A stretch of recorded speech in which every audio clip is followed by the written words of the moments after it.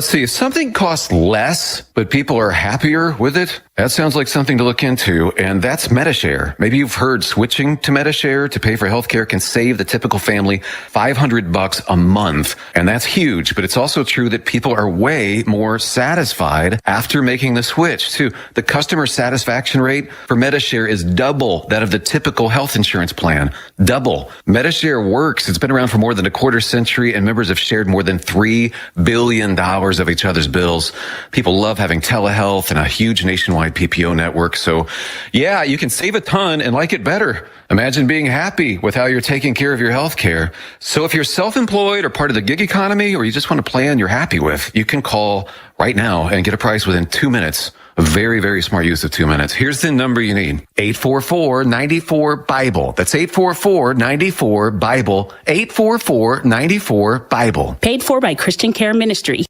At Simply Safe Home Security, your safety is the only thing that matters. That's why you get live 24/7 professional monitoring for less than $1 a day, because every home deserves to be protected. Right now, get 40% off the whole home security system named the best of 2022 by U.S. News & World Report. Visit simplysafe.com/holiday to save big today. Advanced home security, 24/7 professional monitoring for less than $1 a day. There's no safe like Simply Safe. We tried Dynovite nutritional supplement, and after a couple of weeks, we noticed a big difference. Our little Gizmo's coat was shinier, and there was a lot less scratching and shedding. My dog smelled and scratched constantly. We bathed and sprayed her, took her to the vet, but no results. Now, a little Dynovite in her food helps Bella keep her beautiful coat with no scratching or smell. Happier, healthier with every bite. Over 1 million pets helped with Dynovite. Columbo and Katie. Monday marks the beginning of the home stretch to the midterm elections. Unbelievable. It's going to be here before you know it. And I will get you all the news and info you need to start your week. Weekdays at 2 on NewstalkSTL. You have a real choice on November 8th with Robert Crump running for State Representative District 82. Crump will stand up against the killing of unborn children. Crump will oppose the defund the police movement. Robert Crump will strongly say no to confiscating guns of law-abiding citizens. Crump will use no-nonsense, just common sense conservative solutions to solve our city's problems. On Election Day, make your vote count. Vote for Navy veteran Robert Crump for State Representative. Paid for by Citizens for Crump 2022, Mary Teresa McLean, Treasurer. Open enrollment for anyone covered by Affordable Care Act is now open through January 15th. So now is the time to act. Hi, this is Mike Butts with MB Health Insurance Agency. And regardless if you are new or renewing your health insurance, the process can be confusing and very time-consuming. MB Health is local here in St. Louis, and we will handle your enrollment quickly, properly, and effectively. Call Mike Butts and his expert team at 314-544-5400. Or visit mbhealth.com. Not so long ago, in a land not so far away, police officers who every day, every night, and all holidays put their lives on the line for us. Let us ask not what our police officers can do for us. Let us ask what we can do for our police officers. We must have more police, more police, more police. Hi, I'm Mary Teresa McLean, asking to be your state senator in St. Louis. Elect me on November 8th. Read more at morepolice.morepay.com. Paid for by friends of Mary Teresa McLean. Chris Clark, Treasurer. Tim Jones and Chris Arps in the afternoon. Kenny Zhu, president of Color Us United. Race became a profitable industry. That's what happened. Racial victimhood. We all believe in civil rights, but then there are people who actually profit off of racial victimhood in this country. Diversity, equity, and inclusion right now, the new hot thing in companies, is a $10 billion plus industry. Tim Jones and Chris Arps. Weekdays at 3:30 on NewstalkSTL. Hey, it's First Alert Chief Meteorologist Steve Templeton from Channel 4, and we are proud to be the official weather source for NewstalkSTL. Just like you've grown to expect from us at Channel 4, you can expect the same accurate, detailed, and timely weather coverage from NewstalkSTL. The First Alert weather team will keep you ahead of the big weather changes. And the one thing you can count on in St. Louis, the weather is constantly changing. So Channel 4 and NewstalkSTL are committed to keeping you up to date and safe. A candidate in his fight for the Senate seat. I'm trying to show people what a new breed of politician looks like. I know it's going to be hard, but damn it, this is important. Tucker Carlson Originals, The Candidate, Blake Masters. Streaming now exclusively on Fox Nation. Sign up at foxnation.com.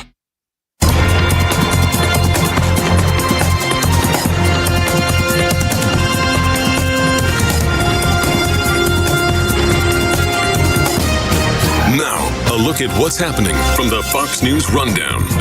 Good morning. It's Monday, October 31st, and this is the Fox News Rundown. House Speaker Nancy Pelosi visiting her husband at a hospital on Sunday after he was brutally attacked Friday in their San Francisco home. She also released a statement. 82-year-old Paul Pelosi is in the hospital. He is recovering after that brutal attack. He had a successful surgery Friday to repair the head fracture that he suffered from this incident. But the House Speaker released a statement to her colleagues saying in part, quote, "A violent man broke into our home, demanded to confront me, and brutally attacked my husband, Paul. Our children, our grandchildren, and I are heartbroken and traumatized by the life-threatening attack on our pop." Fox's Christina Coleman. Plenty of weekend campaigning all across the U.S. with eyes on the midterms. We start with the closely watched governor's race in New York, where Republican Congressman Lee Zeldin told Fox News why voters should choose him over incumbent Democrat Kathy Hochul. She doesn't articulate why it is that we lead the entire country in population loss.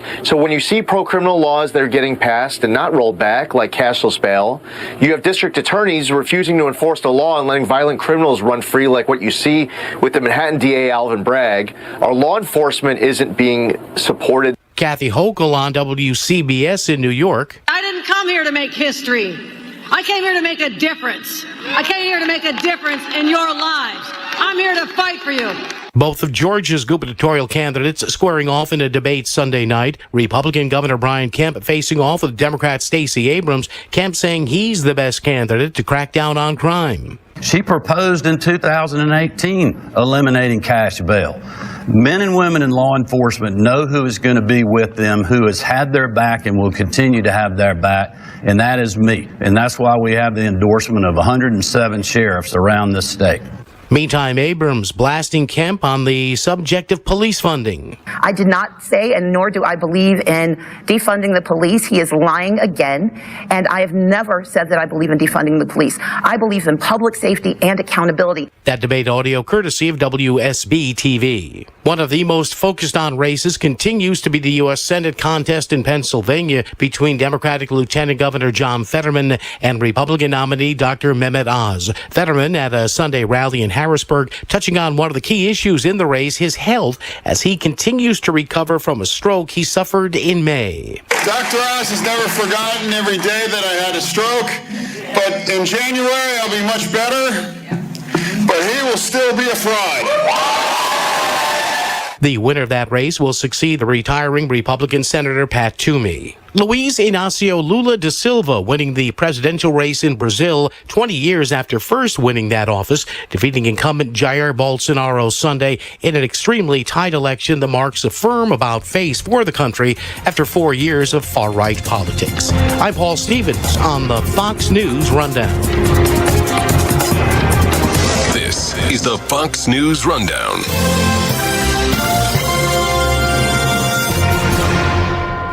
This is News Talk STL at 1019, 94.1 and NewstalkSTL.com. Free speech is alive and well in America. Sometimes it's hard to know what's real and what isn't. Right here. The country is heading in the wrong direction under this president. We're suffering shortages. America's running out of everything. News Talk STL. News, analysis, opinion.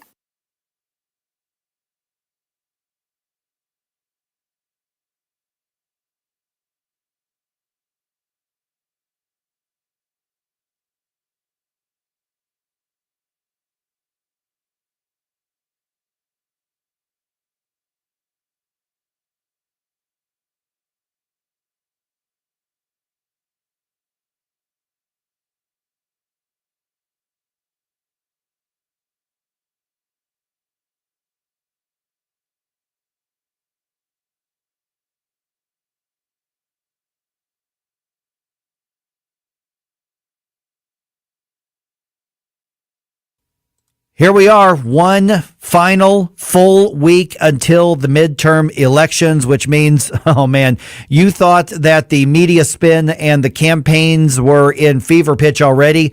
Well, to quote that really famous movie, Spinal Tap, this one goes to 11 because I have a feeling it's going to be amped up even more. Hey, good morning. Happy Halloween. I'm Mike Ferguson. Thanks for making News Talk STL a part of your morning. Who are the creepiest politicians out there? I mean, since it's Halloween, who are the creepiest? Maybe it's because you don't like what they stand for. Maybe it's because of their personal life, or maybe they're just give you the case of the heebie-jeebies. But a little bit later on today, let's go through maybe a top 3 or top 5 list. Who are the creepiest politicians out there? I think this is going to be fun and maybe a little disturbing, exactly what Halloween should be. I'm Mike Ferguson. Thanks for making News Talk STL part of your morning. Had a really, really eye-opening conversation with Peter Earle. He's an economist with the American Institute for Economic Research. That happened on Friday with Paul Kurtman in the studio.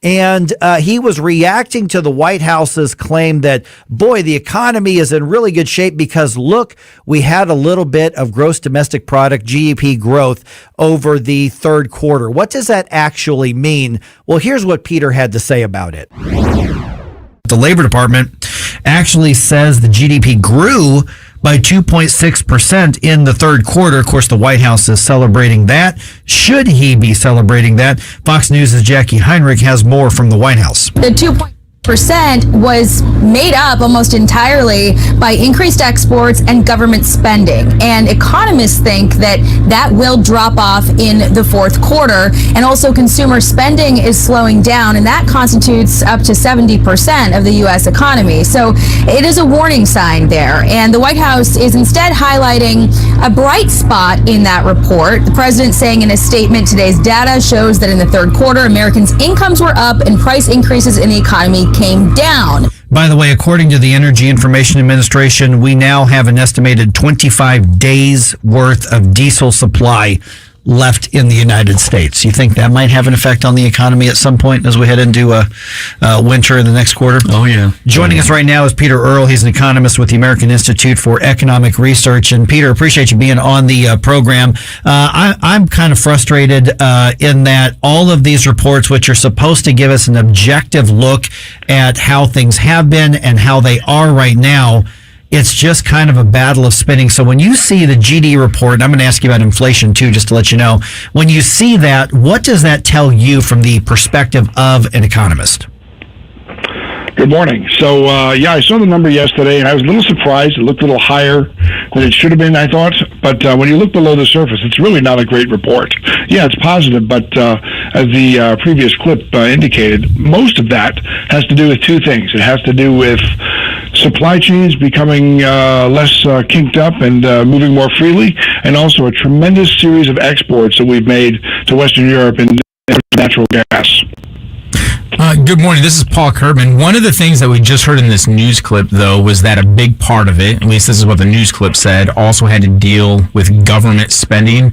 Is that true? And if that's true, what kind of government spending contributes to an increased GDP? Yeah, so the second biggest component of the number after those exports was actually government spending, about 2.4% annualized, which actually at the federal state level had been decreasing for about 6 quarters, and it was up in the last quarter. And about 5% of that was defense spending. It was armaments and such being sent to the war in Ukraine. That was most of it. There was some non-defense spending, sales from the Strategic Petroleum Reserve. So yeah, I mean, like after exports and defense spending, mostly and government spending as a whole, there's really not much to be happy about in this GDP. Good morning, Peter. This is Ken Williams. Can you tell us a little bit about your thoughts on what you can expect during the holiday season regarding consumer spending and how that's going to impact? Sure. Well, I mean, so what we saw in this number is that while consumer spending was anticipated would fall, it fell a little less than we expected, but still fell, and that's the largest component of GDP. So with interest rates rising, which is going to affect people's credit cards and all that sort of thing, and just the cost of living rising, I think we may see a pretty soft holiday season in terms of gifts and other sorts of consumption that we have at that time of the year. We are visiting with Peter Earl from the American Institute for Economic Research, and speaking of those interest rates, I also want to ask about inflation as well. The White House has taken an interesting approach to this, saying, "But look at all the rest of the world. This is a global thing, and this isn't really our thing. We should actually be really happy with where we are headed when it comes to inflation and personal wealth." And making the claim that personal what was the term, the net worth, I guess it was, they're actually up, which doesn't seem to be the case. So how do we sort through what is and what is just spin right now? So when the president made that claim last week, I immediately took a look, and I acquired about 75 inflation information on 75 different economies in the world. And I found that the U.S. is actually 34th in the list, and that there are any number of economies that have inflation less than the U.S. right now. And they include, it's not only emerging markets, they include Australia, France, Canada, and others, and actually at least 10 have inflation that's less than half of what we have. So it's all spin, and for an administration that was going to set up a disinformation bureau, they don't really seem to be very preoccupied with truth itself. Yeah. Now, when we talk about the inflation rates right now, obviously I know that, for instance, student loan interest rates are now at 7%. This is affecting home interest rates. A lot of this tends to be a battle in the media of charts and graphs, but we're feeling it here. I mean, from a policy perspective, what is it that should be done in a perfect world to try to get a handle on this, just from a cost of living perspective? Well, the damage is done. Most of the inflation we're seeing now derives not from billionaires or gas station owners or anything like that. It has to do with the hangover of the expansionary monetary policy that was put in place during the COVID pandemic. So right now, the best the administration could do would be to go out there and say, "Hey, listen, this was done for better or worse early in the pandemic. It might have been a mistake. If it was, we won't do it again. And if it is, we have to ride this out, raise interest rates, bring on a recession if we need to, and then build anew." But that's the last thing that you're going to hear from politicians, really. Peter, I got a question about this whole definition of what a recession actually is. I know that historically speaking, we've always looked at 2 consecutive quarters of negative GDP. People would say we're in a recession. President Biden has tried to say, well, there's a lot of other variables involved. Well, now if the GDP is showing a positive number, is there still concern that we could be in a recession, or does that reset? Do we have to go back and look at 2 consecutive quarters of negative GDP growth? It just seems a little bit more confusing. Where are we right now, and what could still happen? Yeah, so like I said, below the surface of this positive number is mostly government activity. So, I don't view that as being in line with growth or increasing productivity. So, we use the definition of 2 consecutive quarters of shrinking GDP growth, of shrinking GDP. And, here's the thing. We're going to have to watch things like unemployment. We're going to have to watch things like consumer spending to see how that develops. But I don't think you're necessarily out of a recession because you happen to get 1 positive quarter, especially if what makes up the meat of that number is government spending. Of course, a lot of this is going to come down to ideology and what side of the aisle people fall on. When you look ahead here in the next, whether it's short term or long term, what should we be bracing for just in our everyday lives?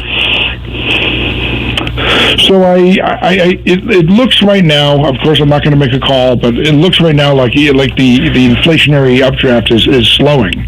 But it's one thing to stop it from rising, it's another thing to get it back down to the 1.5-2% level that the Fed wants to.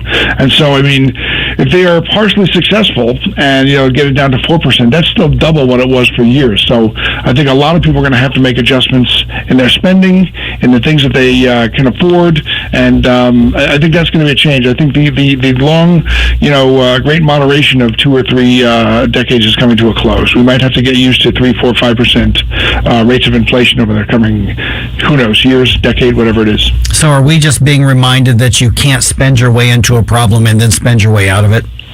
Absolutely. I think that's a concise way of putting it. All right, Peter Earl from the American Institute for Economic Research. You do a lot of writing and research on there. How do people follow what you're doing or get in touch?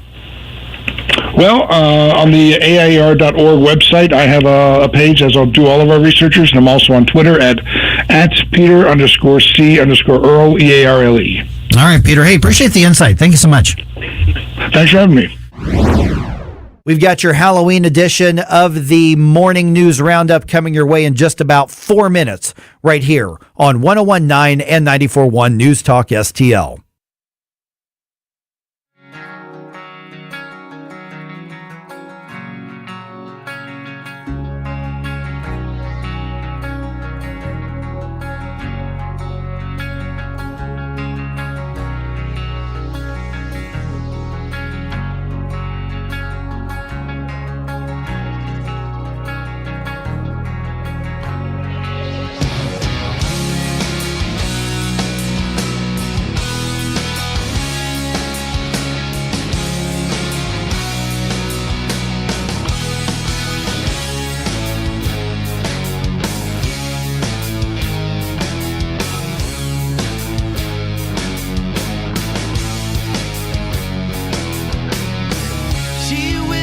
Watch us on our live stream using Rumble, Facebook, and Twitter. While you're suspended there, she evaluates your heart's condition. She's in no hurry, but she makes good time. Let's get the conversation started, St. Louis. This is Mike Ferguson in the morning on News Talk STL. Tim Jones and Chris Arps in the afternoon. Monday, Chris Stell and I are all back in the saddle. We'll catch you up from all the wild wackiness from the weekend. We'll feature former U.S. Senator Jim Talent and Susie Moore of Red State. Tim Jones and Chris Arps. Weekdays at 3:30 on News Talk STL. Hey everybody, this is Paul Kurtman, host of the Paul Kurtman Show on News Talk STL, but I'm also the president of PR Kurtman Investments. The market is down and inflation is up. So if you have questions about the investments in your portfolio, please let me help. Just send me an email by visiting freedomportfolios.com. There's no cost. The market might be uncertain, but that doesn't mean you should be too. Contact me today, Paul Kurtman, by visiting freedomportfolios.com.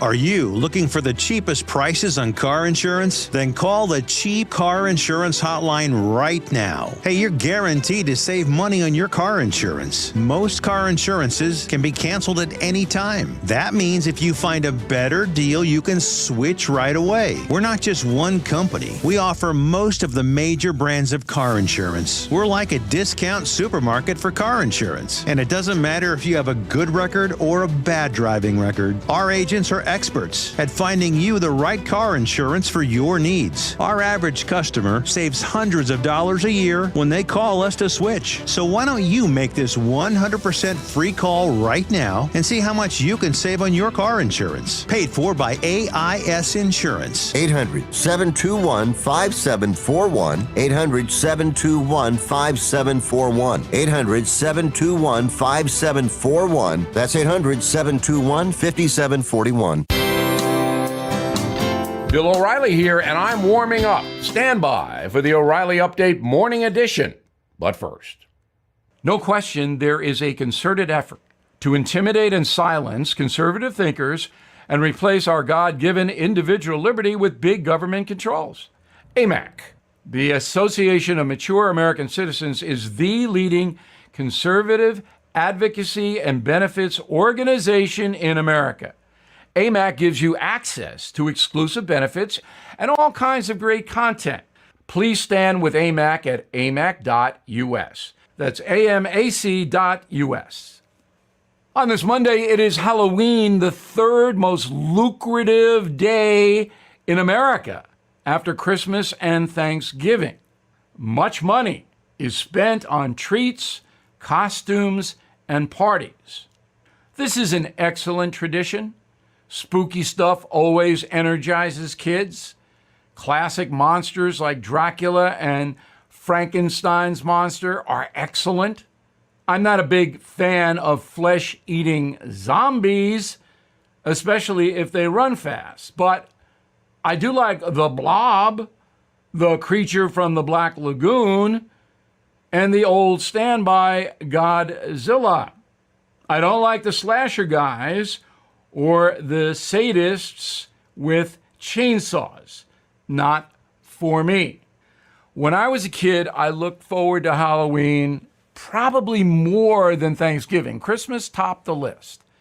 But Halloween was really, really something that everybody in my Levittown, New York neighborhood, all the kids rallied behind. And the adults in my neighborhood were really nice. They gave out full candy bars, not the little midget candy bars. Snickers, Three Musketeers, on and on. My parents tolerated Halloween. I could tell they weren't that thrilled about it. But the bonus was I was out of the house most of the day. Happy Halloween. Enjoy it. Boo. Now this. Many timeshare owners are very upset because their yearly dues have nearly doubled. Well, Lone Star will guarantee the release of all liability to your timeshare in writing and in a specific time frame. With their A+ rating at the Better Business Bureau, clients know that Lone Star Transfer is a company you can trust. For a free consultation, please go to LoneStarTransfer.com or call 855-551-7066. That is the Morning O'Reilly Update. More analysis later on. Suck it up. It's not a big deal. Snap out. Just get over it. We've all heard it. But if you're experiencing extreme stress, it's not just in your head. It can affect your entire body because toxic stress can hurt us physically without us even knowing it. If you've lost a job, worry about your next meal, or have trouble making it through the day, if you're feeling the effects of stress, we can help. Text STRESS to 211-211 to find a solution. This is News Talk STL. News, analysis, and opinion from the voices you know and trust. News Talk STL at 1019, 94.1, and newstalkstl.com.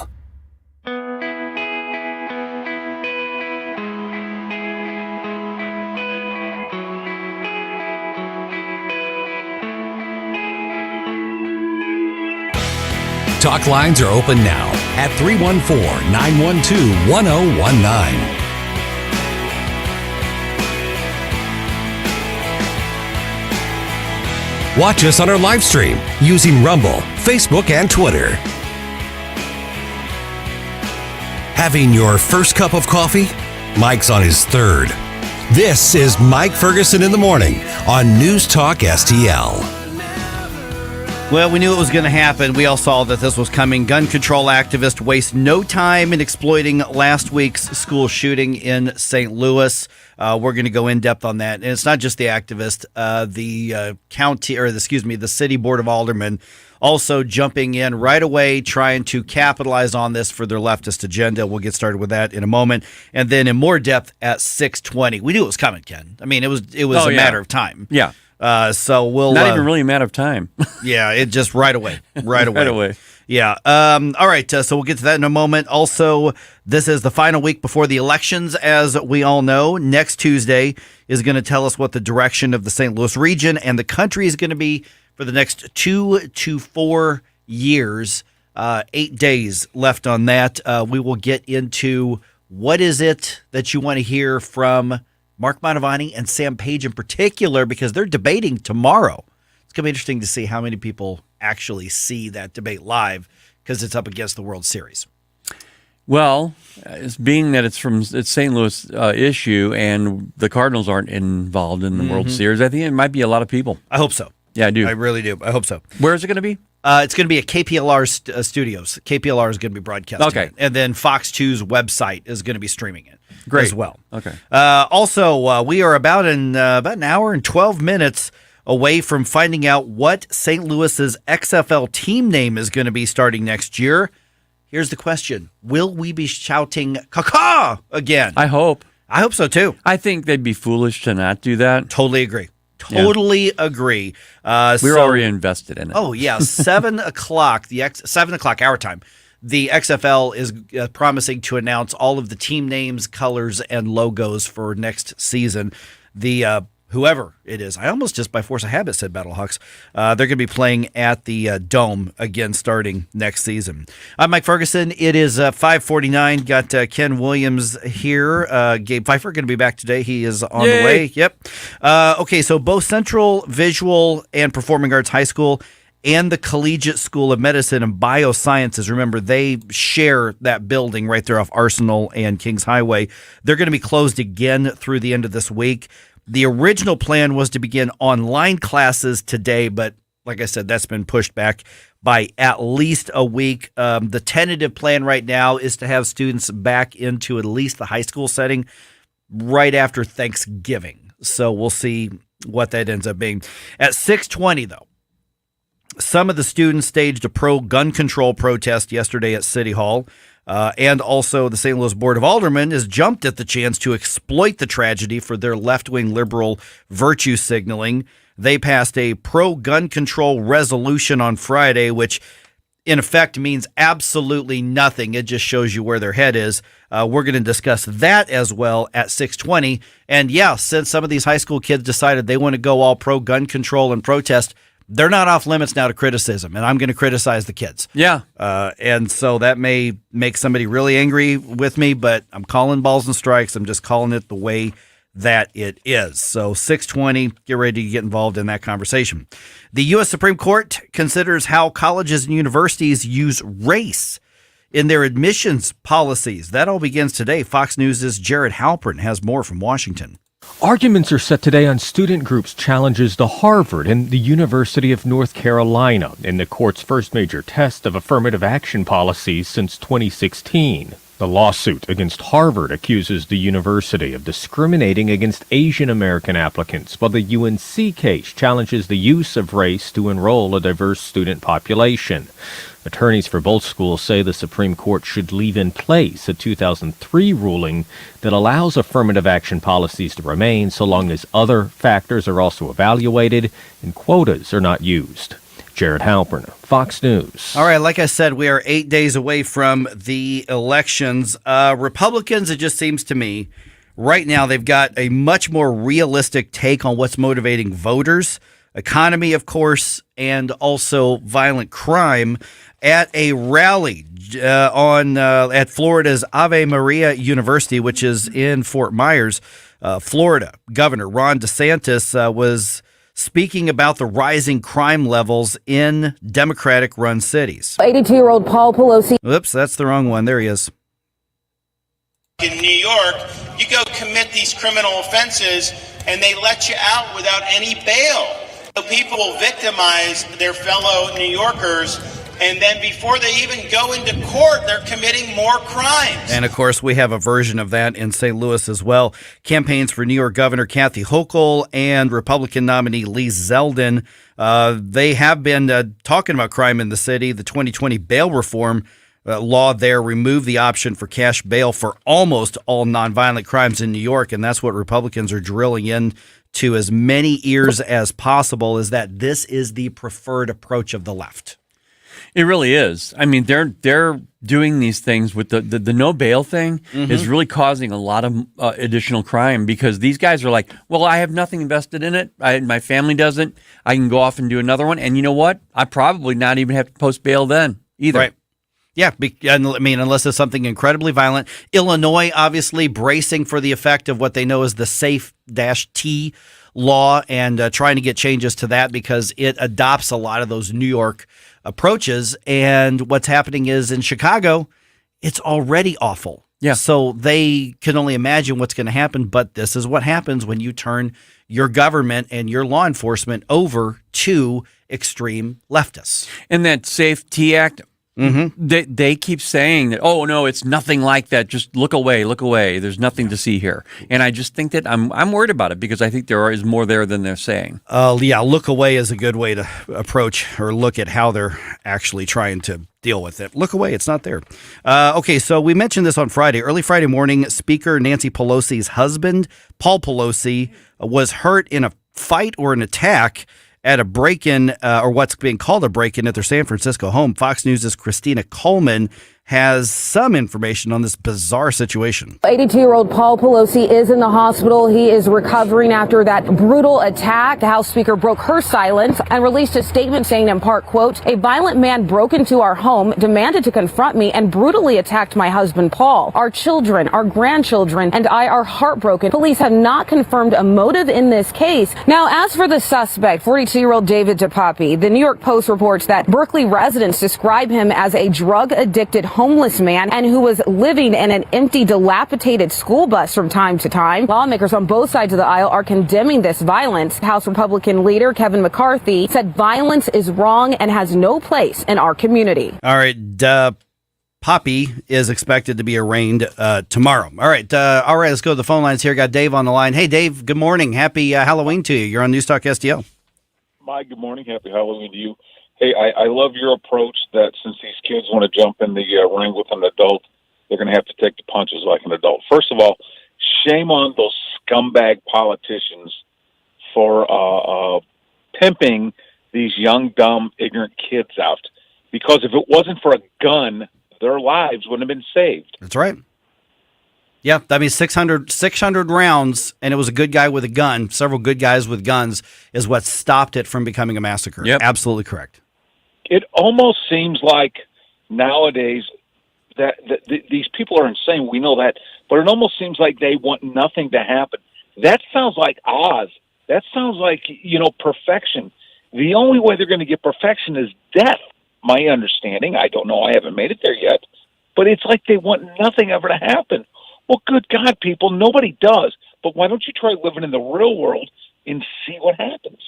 Yeah, and here's what's really going to probably piss you off, Dave, is at 6:20, I'm going to play one of the local media reports here, and you see them just throwing any pretense of journalism out the door and just praising the kids for their activism and calling it really inspirational. So that's what we have to look forward to in the quote-unquote conversation we're going to have over all this. Mike, do I have about 40 seconds for a real quick story? If you can do that real quick, yep.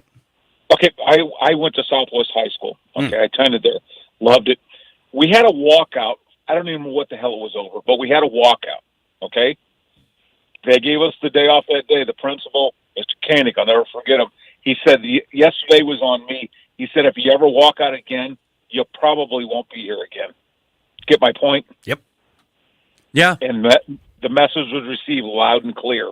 He ran the school. We didn't. Yeah, that's the way it should be if you've got good administration. Hey, Dave, appreciate you being a part of News Talk STL, man. Thanks, guys. Love the show. Thanks, Dave. Yeah, and at universities, when all the protests and riots were happening a couple years ago, there were professors who got in trouble for continuing to have their tests and quizzes on days the students were protesting. Yeah. And they threw a fit. I mean, the mindset has to be that the adults are back in charge. It has to be. Fortunately, with a lot of these schools, we have the wrong adults in charge. That's a whole other thing as well. All right, like I said, the XFL is going to announce the team names, the team colors, and the logos of their updated group of teams. That's going to happen at 7 o'clock our time, so just about an hour and 5 minutes from right now. That's right. I hope so. I tell you, I'm telling you, if it is the Battlehawks logo and team name and team colors again, during an information segment here, I'm going online and I'm buying another shirt. Oh, me too. Just to do it, just to say thank you. So hopefully we're going to see the blue and the silver Battlehawks name and logo again. Now remember, and that'd be navy blue, right? Yep. And because the Battlehawks is actually a military reference, it's a tribute to military. Yeah. Before the shutdowns that ended the XFL season in 2020, St. Louis was by far and away the highest attendance of the entire league. I mean, they were about to open up the top ring of the dome because there were so many people who wanted to go to those games. And so if it is the Battlehawks again, first of all, I think we're going to show up to the games anyway. But if it's Battlehawks, I think St. Louis is going to be the most passionate team in the country. Oh, yeah. Or passionate market for their team in the country. Absolutely. All right, just ahead here, we're going to talk about this pro-gun control push exploiting the tragedy on Monday, and also just about a week left before the big elections. That's at 6:05. Hi, I'm Rodney Wallner. And I'm Jen Wallner with the Wallner Home Selling Team at Berkshire Hathaway. Hey, Jen, how do you sell your home for top dollar? That's easy. Call the Wallner Home Selling Team at 314-810-SOLD. What if I want a flexible commission plan? Call the Wallner Home Selling Team at 314-810-SOLD. What's the best time to sell your home? Right now, call the Wallner Home Selling Team at 314-810-SOLD. For all your real estate needs, call the Wallner Home Selling Team at 314-810-SOLD. That's 314-810-SOLD. Look through your children's eyes to see the true magic of a forest. It's a storybook world for them. You look and see a tree. They see the wrinkled face of a wizard with arms outstretched to the sky. They see treasure in pebbles. They see a windy path that could lead to adventure. And they see you, their fearless guide through this fascinating world. Find a forest near you and start exploring at discovertheforest.org. Brought to you by the United States Forest Service and the Ad Council. KLGY HD3 Clayton, K270BW Bellefonte, KNVS Bowling Green. This is News Talk STL at 1019, 94.1, and always streaming at NewstalkSTL.com. News this hour from townhall.com. I'm Rich Thomason. Well, it looks like a leftist will be taking over the presidency of Brazil again. Former President Lula da Silva managing a razor-close victory over Jair Bolsonaro in Brazil's presidential election. Correspondent Camila Costa is with BBC Brazil. It is indeed a historic moment for Brazil, and it happens just 3 days after the anniversary of 20 years of Lula's first election, when he was the first left-wing president to be elected in Brazil. So it's quite a momentous time for him, for the left in Brazil, and for the country at large, especially obviously for all the people who wanted Bolsonaro out. Bolsonaro has yet to concede defeat. Charges expected today against 42-year-old David DePappy, the suspect in the hammer attack on Paul Pelosi in the Pelosi home in San Francisco last week. A political action committee throwing additional support behind Republican Senate challenger Blake Masters with a hefty new ad buy targeting Democrat incumbent Mark Kelly. Saving Arizona PAC filed that it spent more than $3.7 million on an ad campaign targeting Kelly, bringing its total spending in the race to about $10.7 million. Of the new ad buy, about $3.7 million is for ads opposing Kelly, and about $35,000 are going towards ads supporting Masters in the final stretch leading up to the November 8th general election. The super PAC was originally funded in part by billionaire Peter Thiel, who put in a record $15 million to help his protege Masters win the GOP Senate nomination in the August primary. Bernie Bennett reporting. Europe's over-reliance on Vladimir Putin for energy is coming home to roost. Inflation surging to a record 10.7% in the 19 euro currency countries. Watching Wall Street, the Dow futures down 157. More on these stories, townhall.com. Hi, I'm Al Abaroa, founder of Knight Strategic Wealth. Inflation is a problem, markets are volatile, and the risk of running out of money in retirement is real. That's why I love annuities, and you should too. Your financial advisor doesn't want you to know that with our annuity strategy, when the stock market goes up, you earn a market-linked return that locks in every year, and when the stock market goes down, your annuity won't lose a dime. There are no unnecessary fees, and it works for your investments, money at a brokerage firm, or even money at a bank. It's simple, it's safe, and you should only invest if you learn the facts, and that's why savvy investors work with us. Want to learn more? Text FREE to 833-898-0500 and we'll send our retirement readiness kit directly to your phone right now. If you want to use safe, low-fee annuities to build a retirement portfolio that will go up with the market and never lose money, get our retirement readiness kit today and see how this strategy can help secure your future. Text FREE to 833-898-0500. Text FREE to 833-898-0500. From the Michaels Flooring Outlet Traffic Center. We're starting off on the right foot so far this morning. Everything is quiet. A reminder, though, that at 7 o'clock they will be shutting the ramp down to 270 eastbound from Hanley Graham Road. That'll be in effect for the next couple of months. Just file that away. You'll have to deal with that detour. Otherwise, like I mentioned, we're in good shape. This support sponsored by Blindster.com, and I'm Joe Sonderman from the News Talk STL Traffic Center. From the News Talk STL Weather Center.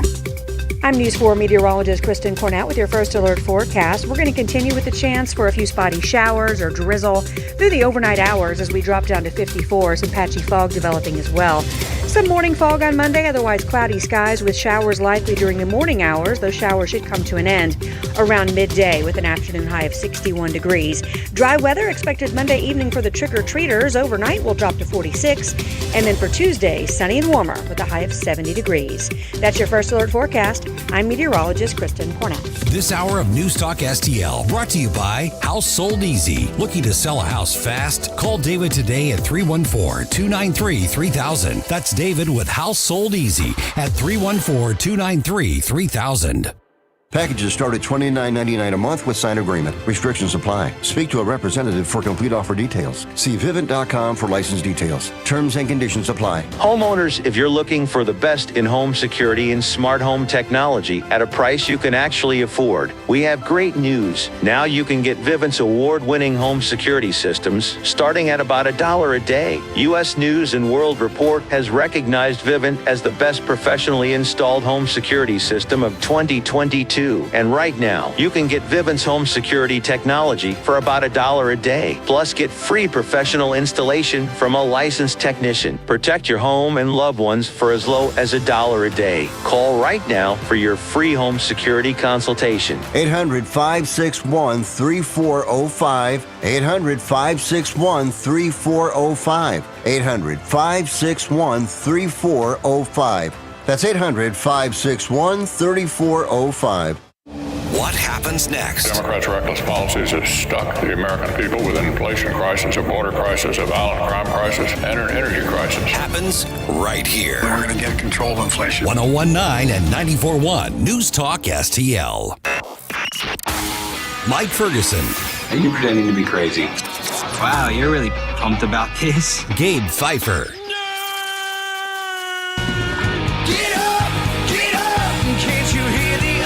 Get up, St. Louis. The best answer to the toxicity of the left is the truth.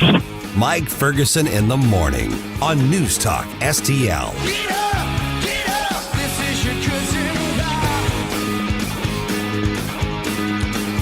All right, just ahead, it took less than a week for gun control, anti-Second Amendment activism to happen in response to last week's school shooting. We're going to get into more depth about that at 6:20. It is 6:06 right now. I'm Mike Ferguson. You got Ken Williams here. Remember, the debate between Sam Page... Wait a minute. Who's this guy? That's Gabe Pfeiffer, everybody. Oh, wait. Yeah, that's Hello. right. Hello, everyone. I remember you.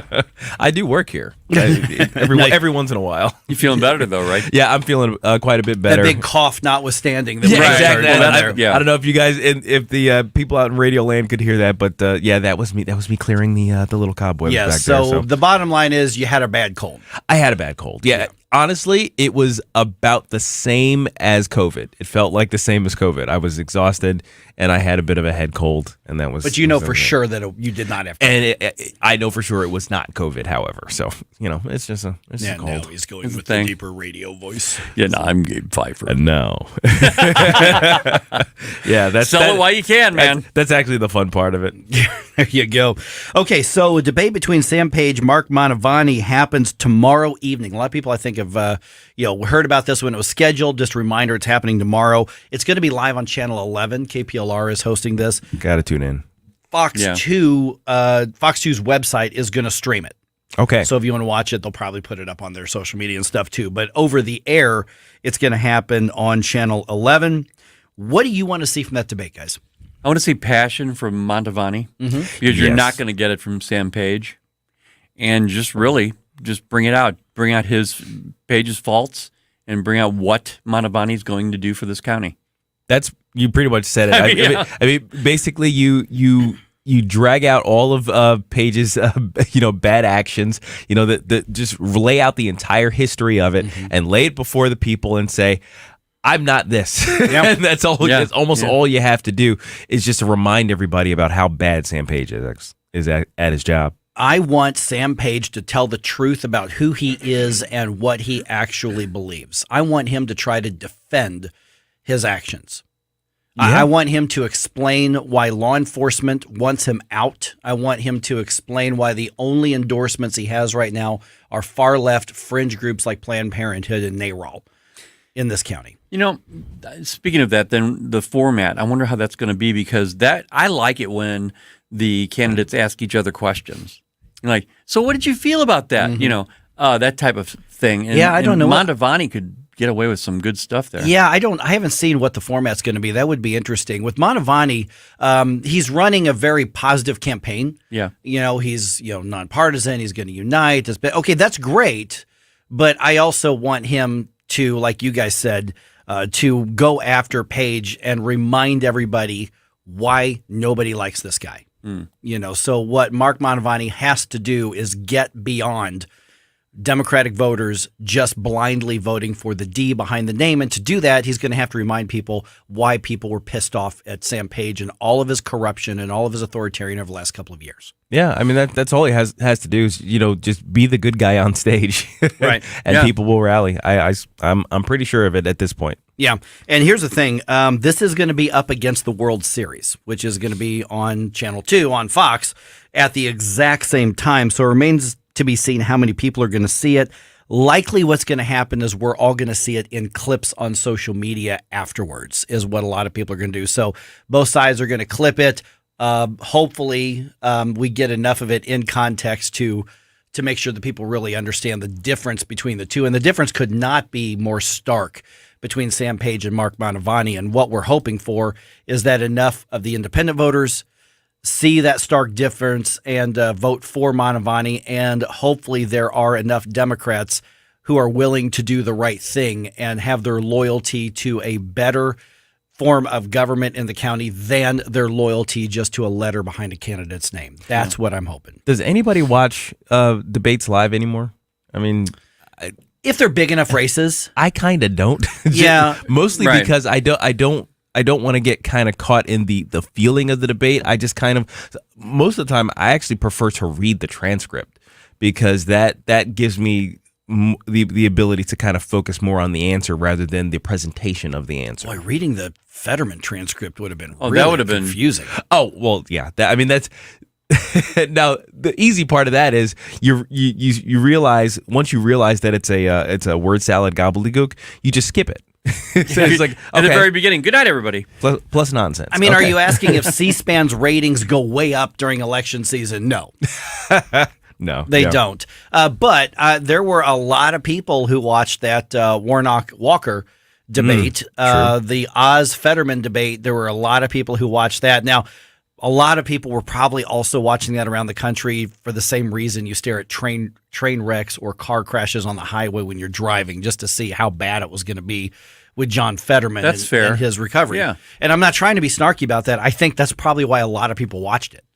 I think in St. Louis, I think a lot of people are going to watch this this debate. I really do. And any other time, where it's just a regular St. Louis County executive battle, it'd probably get overlooked. But I think in this particular instance and situation regarding the administration of Sam Page and what they've done, I think it's going to be a well-watched one. Well, and not to mention his constantly being in the news for negative reasons.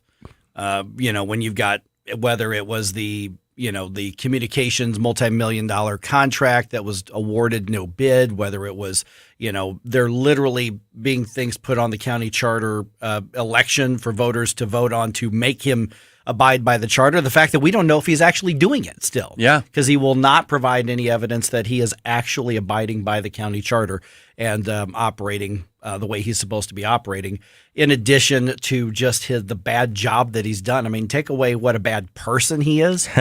He's done a bad job as county executive. Are there any good things that he could point to during the debate that would actually be a positive?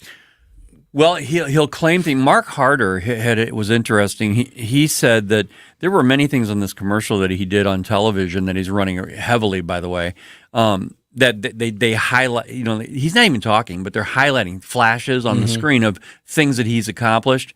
And Mark said half that stuff he didn't accomplish. No. So he may bring up things like that and say, well, see, look what we did here, but he had nothing to do with it really technically. Literally, the population of St. Louis County has gone down while the population of St. Charles County and Jefferson County have gone up. Literally, businesses have left the county. They have shut down, and it is because of him.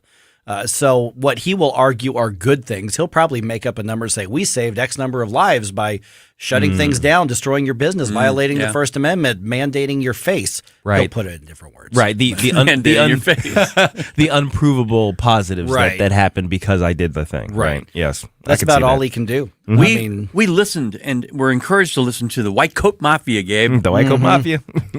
Precisely. Okay, so we're in the final stretch into the midterms. So let's go beyond the county here in the last couple minutes here. The left wants, maybe I would even argue needs, they basically need chaos and confusion going into the elections.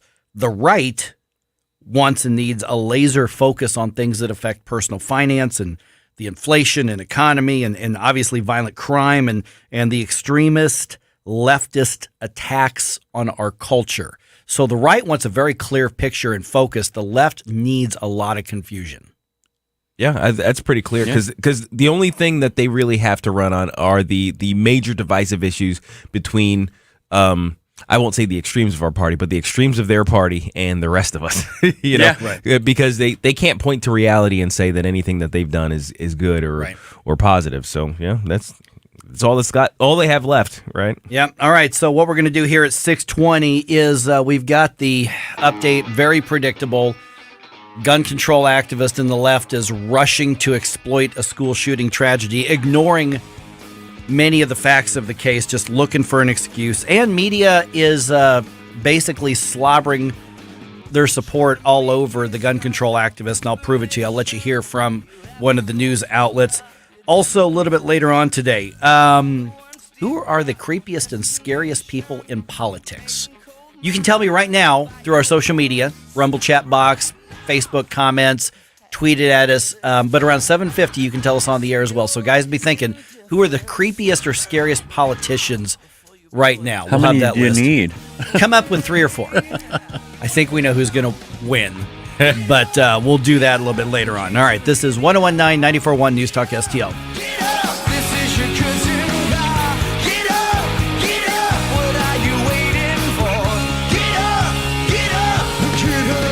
Get up, St. Louis. It's Mike Ferguson in the morning. Made in St. Louis for St. Louis. It's News Talk STL. You want to give me more information? From the Michaels Flooring Outlet Traffic Center. Just one incident at the moment. It's on the ramp from 170 southbound to the Rock Road. Watch out for MoDOT working with a stalled vehicle, I believe. And the ramp from Hanley to eastbound 270 closes here in about 45 minutes. That'll be in effect for the next couple of months. I'm Joe Sonderman with the very latest from the News Talk STL Traffic Center. Do you need new blinds or shades? Blindster.com offers custom-made blinds, shades, and shutters shipped directly to you at prices less than big box retailers. Blindster blinds are easy to install and guaranteed to fit. Don't overpay for new blinds. Shop today and save big. Blindster.com. Columbo here for Agers Heating and Air Conditioning. We trust Agers with our home because their number one priority is doing right by the customer. Temperatures are changing outside, and as we transition from warmer temps to cooler ones, if you have any issues keeping your family comfortable, don't wait. Call the great team at Agers so they can address the issue before it gets worse. Because whether it's repairs or replacement, Agers is there with the clarity and attention to detail your home deserves. Contact Agers now at 636-242-6515 or through their website, callagers.com. I'm Dr. TJ, owner of the Institute of Natural Health, co-owner of Optimal Nutraceuticals, and the host of Wellness 101. Wellness 101 is designed to cut through the nonsense and provide you common sense, science-based information regarding health and wellness. On the show, we discuss topics like thyroid health, gut health, hormone optimization, and many others. Our show airs Saturdays at 10 a.m. and 2 p.m. and Sundays at 11 a.m. and 3 p.m. right here on News Talk STL. For more information, visit us at inhstl.com. That's inhstl.com. The Vic Porcelli Show. The next Missouri Senator, Nick Schroer. You know, it is good that Nancy Pelosi's not in America right now. It's less destruction that she can partake in. I can't get over her eyebrows. I mean, if you watch her eyebrows and watch inflation, it shows you the trends in inflation rising. Huh? And during Trump, her eyebrows were normal. It's an economic indicator. Her eyebrows. Really is. I don't know if it's the Botox or the vodka. Vic Porcelli, weekday mornings at 9 on News Talk STL. I'm Susie Moore, and this is More to the Point. Don't count your chickens before they're hatched. It ain't over till the fat lady sings. There are all sorts of idioms that caution against getting ahead of yourself. Anyone who's been burnt by overly optimistic expectations knows you save yourself a great deal of heartache if you keep them in check. Of course, that runs counter to the impulse to predict outcomes, whether it's betting on horses or political candidates. There's a whole industry built around polling and predicting electoral outcomes, and frankly, people like me who write and talk about politics for a living would likely be hurting for content if it weren't for these sorts of endeavors. Yes, right now, all signs and the conventional wisdom point towards a sweeping win for Republicans in November, but we've also seen conventional wisdom upended quite a bit of late, and it's difficult to keep the creep of cynicism at bay. I'm an optimist by nature, but I've also followed politics long enough and had my expectations demolished enough that I do my best to temper that when it comes to elections. So if you notice me over here turning blue the next week and a half, do not fear. It's not that I'm reverting to my liberal roots. I'm just waiting to exhale. Susie Moore is Deputy Managing Editor for RedState.com. For more to the point and everything Susie Moore, log on to RedState.com. Follow Susie on Twitter at SmoozyQ and keep listening to 1019 and 94.1 News Talk STL. No big old corporate lib AM station telling us what to say here. Conservative talk for St. Louis. This is News Talk STL at 1019, 94.1, and always streaming at newstalkstl.com. This hour of Mike Ferguson in the Morning is brought to you by Stifel. Request a portfolio review from your Stifel financial advisor at stifel.com. That's STIFEL.com.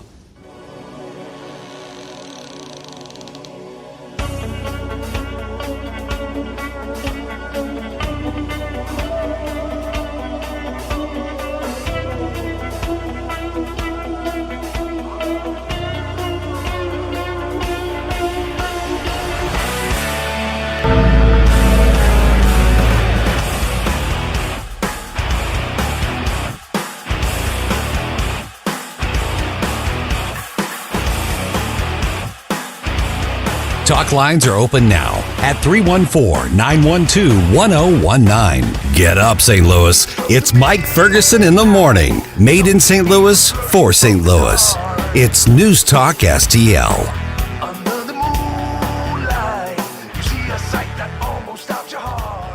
The week ahead.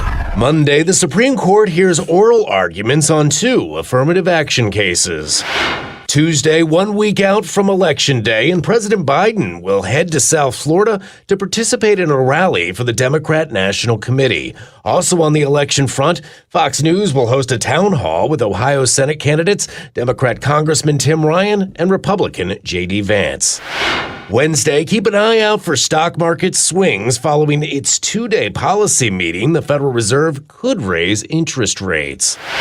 Thursday, President Biden heads to New Mexico for events with the governor and other state and local officials, while former President Donald Trump holds a rally in Iowa. And if you want to get in the holiday mood, Starbucks begins its holiday releases. Friday, it's the January 6th committee's deadline for Trump-related documents. And that's a look at the week ahead. I'm Tom Graham, Fox News.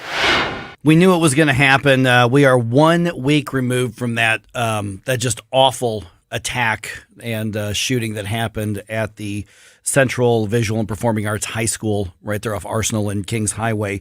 And it took almost no time for activism to focus entirely on gun control laws that would take away the freedoms of all of us and would have done nothing to stop the shooter that actually committed the crime, the mentally ill shooter who committed that crime. By the way, at 6:22, I'm Mike Ferguson. Got Gabe Pfeiffer here. Got Ken Williams here.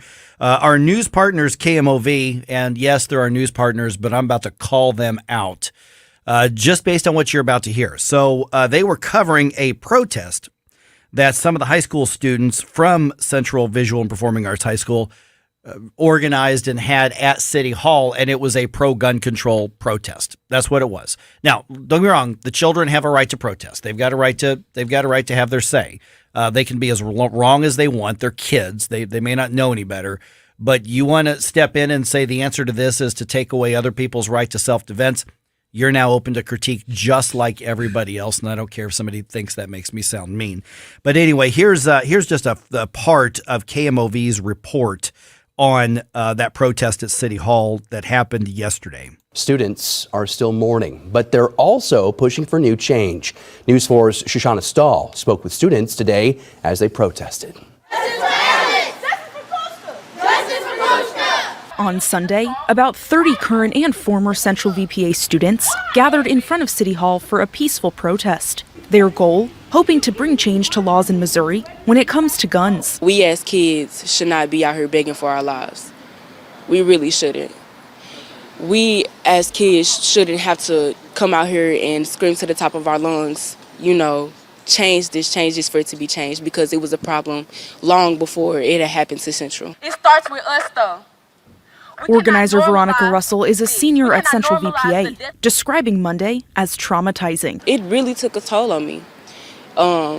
At that moment, I was preparing myself for death. Protesters all wore black and lay down on the steps of City Hall to represent children who have died due to gun violence. You notice that the words gun control or Second Amendment were not listed. It was change. Mm-hmm. Change, and gun violence. Mm-hmm. Now, listen, I'm not trying to say that you're not traumatized when something like this happens in the school. Of course I'm not trying to argue that, and I think every resource we can muster should go into any kid that needs it in there. That's not up for debate or argument. We all agree on that. But the change that they want is restrictive gun control laws. Mm-hmm. Yeah, what tends to happen here is and this is, I think this is very much a new phenomenon, particularly in the social media era, where people who are victims of some sort of event, they get lionized and they become an untouchable spokesperson. Mm-hmm. And of course, the left takes absolute advantage of this by saying, okay, now come to our side and speak our talking points and say the things that we taught you to say even before any of this stuff happened. And now you are untouchable because you're young, because you are a victim. Now you have a get out of jail free pass for whatever lies, whatever misinformation, whatever you say that potentially affects somebody by taking away their rights. You are an untouchable spokesperson for that, and I don't agree with that. It seemed to start. I think it feels like it started with the Sandy Hook stuff, but maybe even before that, there was this free pass. I think it for started victims. with Columbine. You know what? Columbine probably had a little bit of it, but it really, people jumped to national prominence really quickly with Sandy Hook. But, I think they saw it at Columbine that they could take advantage of it, and then when that when Sandy Hook happened, they were like, okay, ready? Remember what happened over here? Let's do this in mass now, and that's what I think we need to be pushing back on. We should be saying, we appreciate the fact that you're a victim, but you're wrong. And we've got to call it out. How many seconds do you think KMOV devoted to getting another perspective on gun control laws? That's your final answer? That's my final answer. Gabe, how many? -1. Okay, that's your final answer, guys. Yeah, final answer. Yeah, 0. Here's another part of this, and you'll see KMOV editorializing and tossing out any pretense of journalism when it comes to gun control in this case. But remember, it's just change. Here we go. Here's the last part of that story, and then the editorial from the Weekend Anchor. In honor of their friend and teacher, they want change to be made now. I took that voice and I used it in a way like this to the point where I can gather people together and be able to make a change.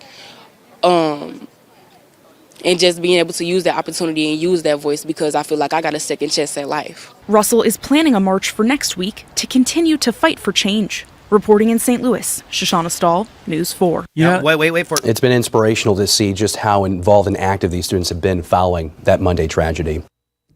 No. See, And this goes back to another thing too. You know, we're usually inspired by people who act after tragedy when it's like a philanthropic sort of thing, right? It's like, oh, let's raise money for the victims of X, Y, and Z. Let's get a rally together for this person who was crippled by this accident, or what have you, or let's raise money to fight this disease that took away a friend of mine. We've seen that all the time, and those things are actually inspirational. Now they're trying to use that same language, that same feeling that you get post tragedy, and put it onto this political activism that's come out of this, and it's garbage. And they use let's use what they use all the time. The dog whistle changes the dog whistle, and the function for that is gun control. I mean, that's the bottom line. That's what they're calling for. Yeah. As a matter of fact, on Friday, the Board of Aldermen in St. Louis City passed a resolution calling on the state of Missouri to allow the city of St. Louis to pass gun control laws for the city. So essentially, the Board of Aldermen virtue signaled in response to this, in exploitation of this, in order to, what I think they want to do is make St. Louis City a Second Amendment free zone. Yeah, you can't do that. No. You won't prosecute criminals. You won't hire police officers. You won't support police officers, but you want to pass gun control laws to further disarm innocent victims in this country. So let me tell you something. Don't be afraid to critique the Board of Aldermen, the mayor. Don't be afraid to critique these teenage activists either. They want to step into the ring, then they can take the criticism just like everybody else. If their answer is, we want to change that takes away other people's God-given rights and freedoms, then guess what? You get critiqued, and you're no different than any other activist who's anti-freedom. The city keeps up that kind of philosophy. You might as well call us St. Chop. Right, the Chaz or whatever. Yeah, whatever it was called. Right. Up in Portland, the city. Yeah, Portland and Seattle. Yeah, exactly. So as I die over here in the corner, so, I'm sorry. I'm sorry. I feel for you, man. Yeah.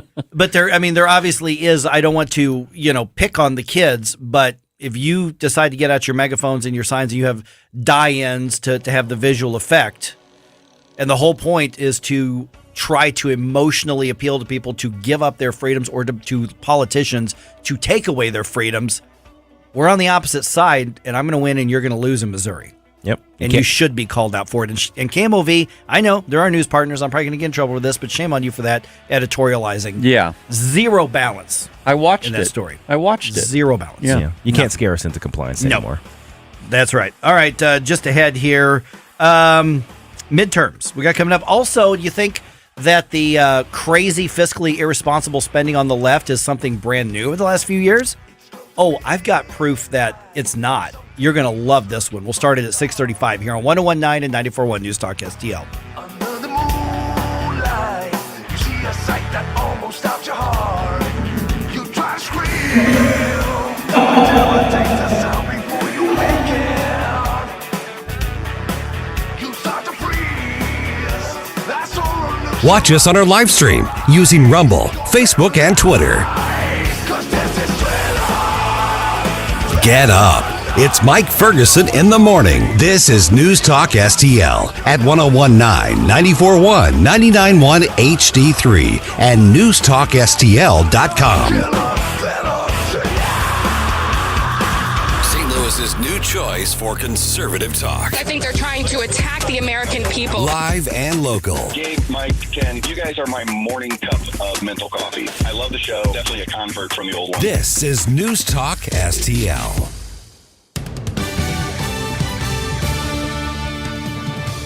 From the News Talk STL newsroom, I'm Joey Vasovich. Students at the shuttered Jana Elementary will be rezoned to 5 other schools after an independent report showed excessive levels of radioactive material. After Thanksgiving break, the school's 375 students will be reassigned to Barrington, Brown, Coldwater, McCurdy, or Walker Elementaries. 2 St. Louis-based developers are proposing a $300 million family resort and entertainment district at Lake of the Ozarks with amusement rides and a 200-foot-tall observation wheel. The developers submitted plans Thursday to the city of Osage Beach for Oasis at Lakeport, which would be built at Highway 54 adjacent to the Grand Glaze Bridge. The St. Louis Zoo announced that they have welcomed their first Francois Langer monkey ever to be born at the zoo. The pumpkin-haired monkey named Rhubarb arrived on September 30th and is an endangered species. And in sports, the Blues fell to the Canadiens 7-4 in St. Louis Saturday night. This is the first time in the Berube era that St. Louis has lost 4 straight games in regulation. Next up, the Blues welcome the Kings to Enterprise tonight. Puck drop is at 7 p.m. St. Louis City SC will host Germany's Bayer Leverkusen as part of their opening home match at the newly named MLS Stadium, City Park. The matchup is set for November 16th at 7 p.m., just before the 2022 FIFA World Cup. For in-depth coverage of these stories and more, go to NewstalkSTL.com. From the Michaels Flooring Outlet Traffic Center. A couple of things to watch out for this morning. First of all, Route Y west of Highway 21 is going to be shut down for a while. We've got a crash with injuries and wires down at that location. Watch out for MoDOT ER working with an incident on the ramp from 170 southbound to the Rock Road. This report sponsored by Blindster.com, and I'm Joe Sonderman from the News Talk STL Traffic Center. Want to save big on new blinds? Blindster.com offers custom-made blinds, shades, and shutters shipped directly to you at prices less than big box retailers. Shop Blindster now and save 45% off any order. Just use the code radio. Offer ends soon. Shop today. Blindster.com. From the News Talk STL Weather Center. I'm News 4 meteorologist Kristen Cornett with your first alert forecast. We're going to continue with the chance for a few spotty showers or drizzle through the overnight hours as we drop down to 54. Some patchy fog developing as well. Some morning fog on Monday, otherwise cloudy skies with showers likely during the morning hours. Those showers should come to an end around midday with an afternoon high of 61 degrees. Dry weather expected Monday evening for the trick-or-treaters. Overnight will drop to 46. And then for Tuesday, sunny and warmer with a high of 70 degrees. That's your first alert forecast. I'm meteorologist Kristen Cornell. Life insurance is one of those things that just about everybody needs, but few people actually have. Hey, if you die unexpectedly without life insurance, guess what? You'll leave your family with even a bigger mess. Life insurance will help replace your family's income. It'll help cover burial expenses. Life insurance can even help pay off debt like credit cards and medical bills. Life insurance can even pay for college. And if you own a business and you die, life insurance can help your business from collapsing. It can even help cover estate taxes. Life insurance has never been more affordable and needed. Plus, you can always shop around even if you have a plan and save some money. So call the Life Insurance Quote Line right now for free pricing information. 800-979-3060. 800-979-3060. 800-979-3060. That's 800-979-3060. 1949, the last time a Republican held the top post in St. Louis City. A gallon of milk was 84 cents, and streetcars ran down Grand Avenue. The city was booming. Unfortunately, St. Louis city streets are no longer the epicenter of family and business life. In the 80 years of Democrat control, our city has been on a steady decline. St. Louis City Republicans believe it is our duty to provide a different path forward. Learn more at stlouisrepublicans.com. Paid for by St. Louis City Republican Pat Curtis, Farber Treasurer. Tim Jones and Chris Arps in the afternoon. Monday, Chris Stell and I are all back in the saddle. We'll catch you up from all the wild wackiness from the weekend. We'll feature former U.S. Senator Jim Talent and Susie Moore of Red State. Tim Jones and Chris Arps. Weekdays at 3:30 on News Talk STL.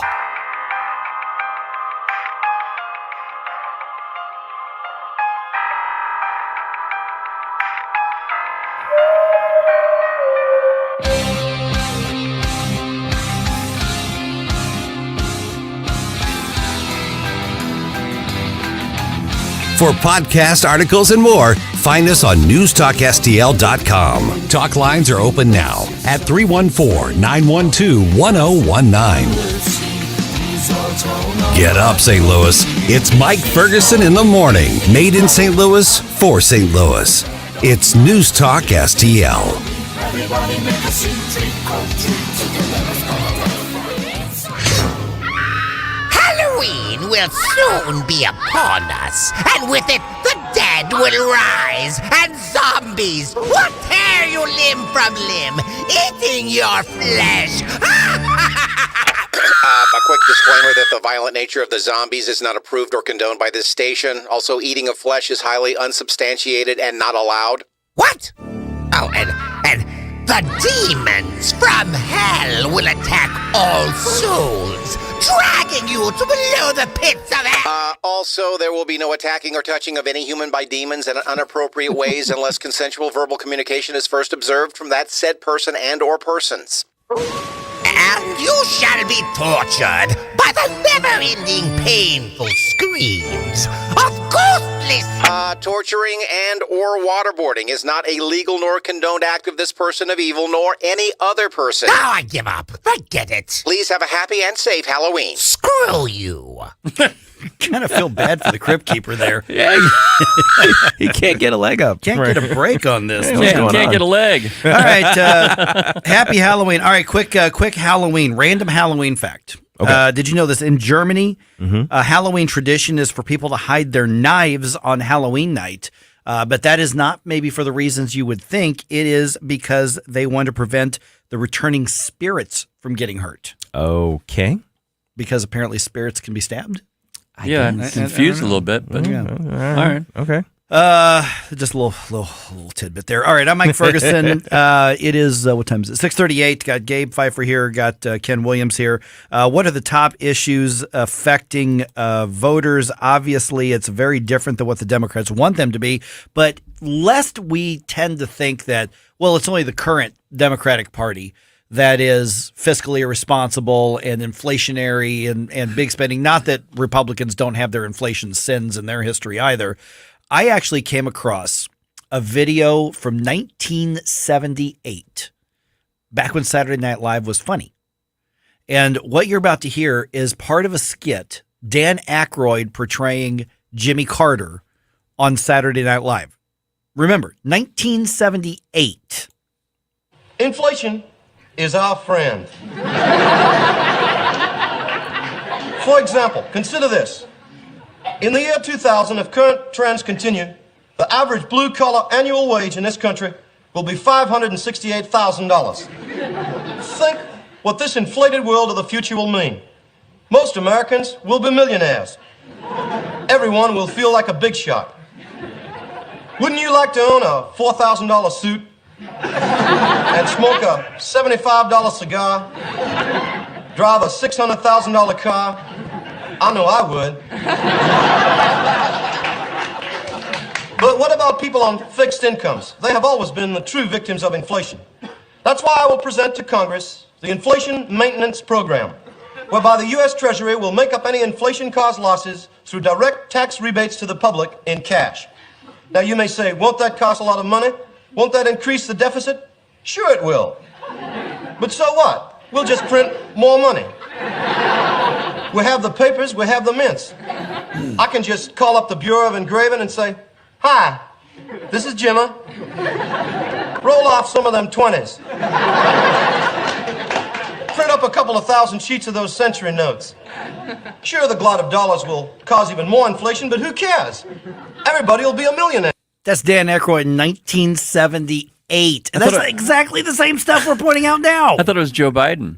So they actually understood that when the government decided to just print money, right, that caused inflation. So wait. So are you telling me, Mike, that they're currently faking their ignorance about this? No, I think there's a lot of genuine ignorance there. Okay. But I think the elites in the Democratic and the hard left, I think they know exactly what they're doing. But for many people on the left, I think they have bought into Keynes so much and Marx so much that they truly are ignorant. And in 1978, it was a punchline because everybody fully understood that what was causing inflation or contributing to inflation to the point where they could make jokes about what we sit here and argue about with serious face. You can't print more money. You can't borrow and spend more money. No. That's how we're going to get out of inflation. Wow. Any reasonable person, any logical person knows that Joe Biden is not actually doing the things he's doing. The strings are being pulled by people behind the scenes. And I believe they've known this all along. They knew exactly what they were going into. And we're all going to be paying the price for it. And that leads us to the midterm elections in, 8 days from right now. 8 days. 8 days from right now. We are going to be voting. Actually, after the polls open at 6 were they 6 or 7 in the morning? I think they open at 7.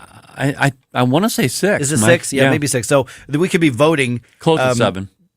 We will be voting I mean, it's almost 7 now. So we're going to be voting in 8 days from right now. So another survey asking what's on Americans' minds ahead of Election Day. And this is really bad news for Democrats if this survey is anywhere near close to accurate. Fox News' Ashley Strohmeyer goes down the list. Inflation and the economy are the dominating concerns for most Americans heading into the midterms next week, and that is according to the latest ABC poll. 28% of voters say the economy will be the single most important issue when it comes to casting a ballot for Congress. The next is inflation at 22%, abortion trailing behind at 16%, and then climate change coming in last at 5%. I'm surprised that 5% it's even that high, but in the middle there also is crime, violence. And crime. Yeah. But why I question the polling a little bit is because I still think there are a lot of people, in addition to being motivated primarily by what's happening with their wallet and personal finance. And if you haven't looked at your 401k yet. Oh, I'm not looking. Okay, so if you haven't decided who to vote for, go look at your 401k. Go look at your investment portfolio right now. Just obviously in addition to looking at how much everything costs, gas and everything else. But when you also factor in this leftist extremist attacks on our culture, I just cannot believe that drag queens provocatively dancing in front of children all over the country, some of the absolute most horrid grooming books in school libraries, when the school districts are defending him and Democratic politicians are defending him and the ACLU is defending him, I have a lot of problem believing that that's not going to affect votes as well.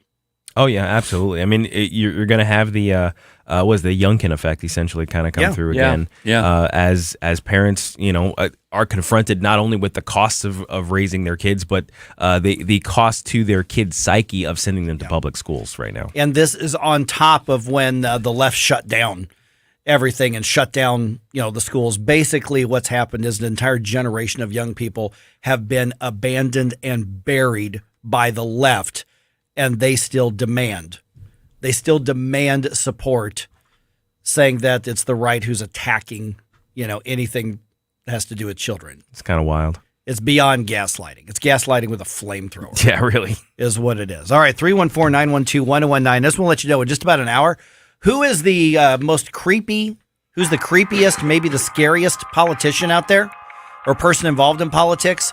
You can let us know. Go onto the Rumble chat box and let us know. You can go onto Facebook. Gabe, you keep an eye on our Facebook page. I'm watching it. Watch for the comments on that. Also, you can tweet it at us. Who are the creepiest politicians? 750. We'll go through the list, go around the room. Right here on 1019 94.1 News Talk STL.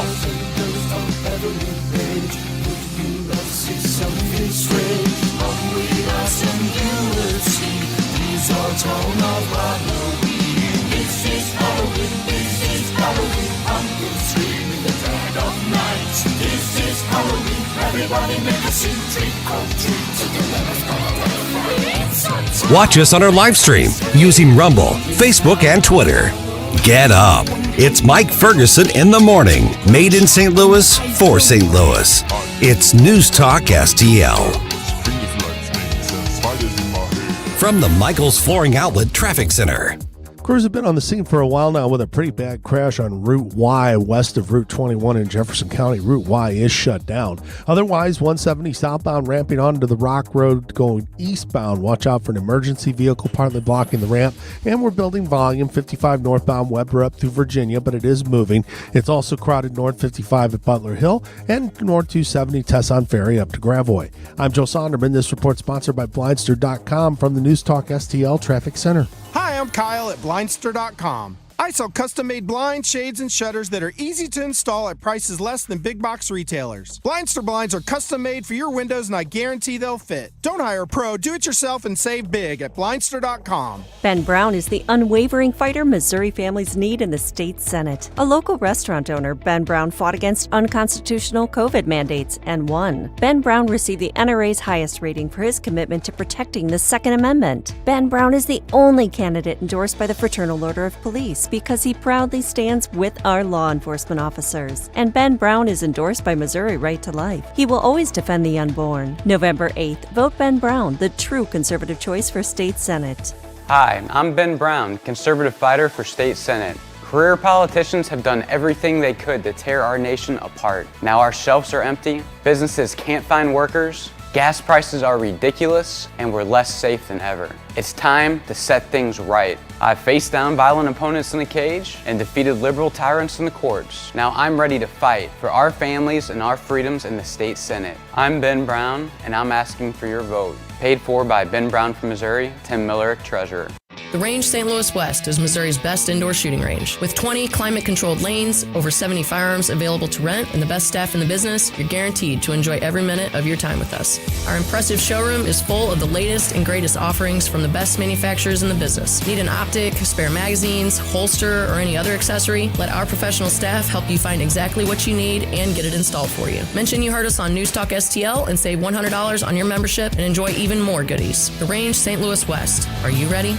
The candidates. We're going to win this campaign. The issues. Gas prices, Biden inflation. The election news, analysis, and opinion. You won't get anywhere else. Decision 2022 happens. There's a backlash coming on News Talk STL. This hour of Mike Ferguson in the Morning is brought to you by Stifel. Request a portfolio review from your Stifel financial advisor at stifel.com. That's STIFEL.com.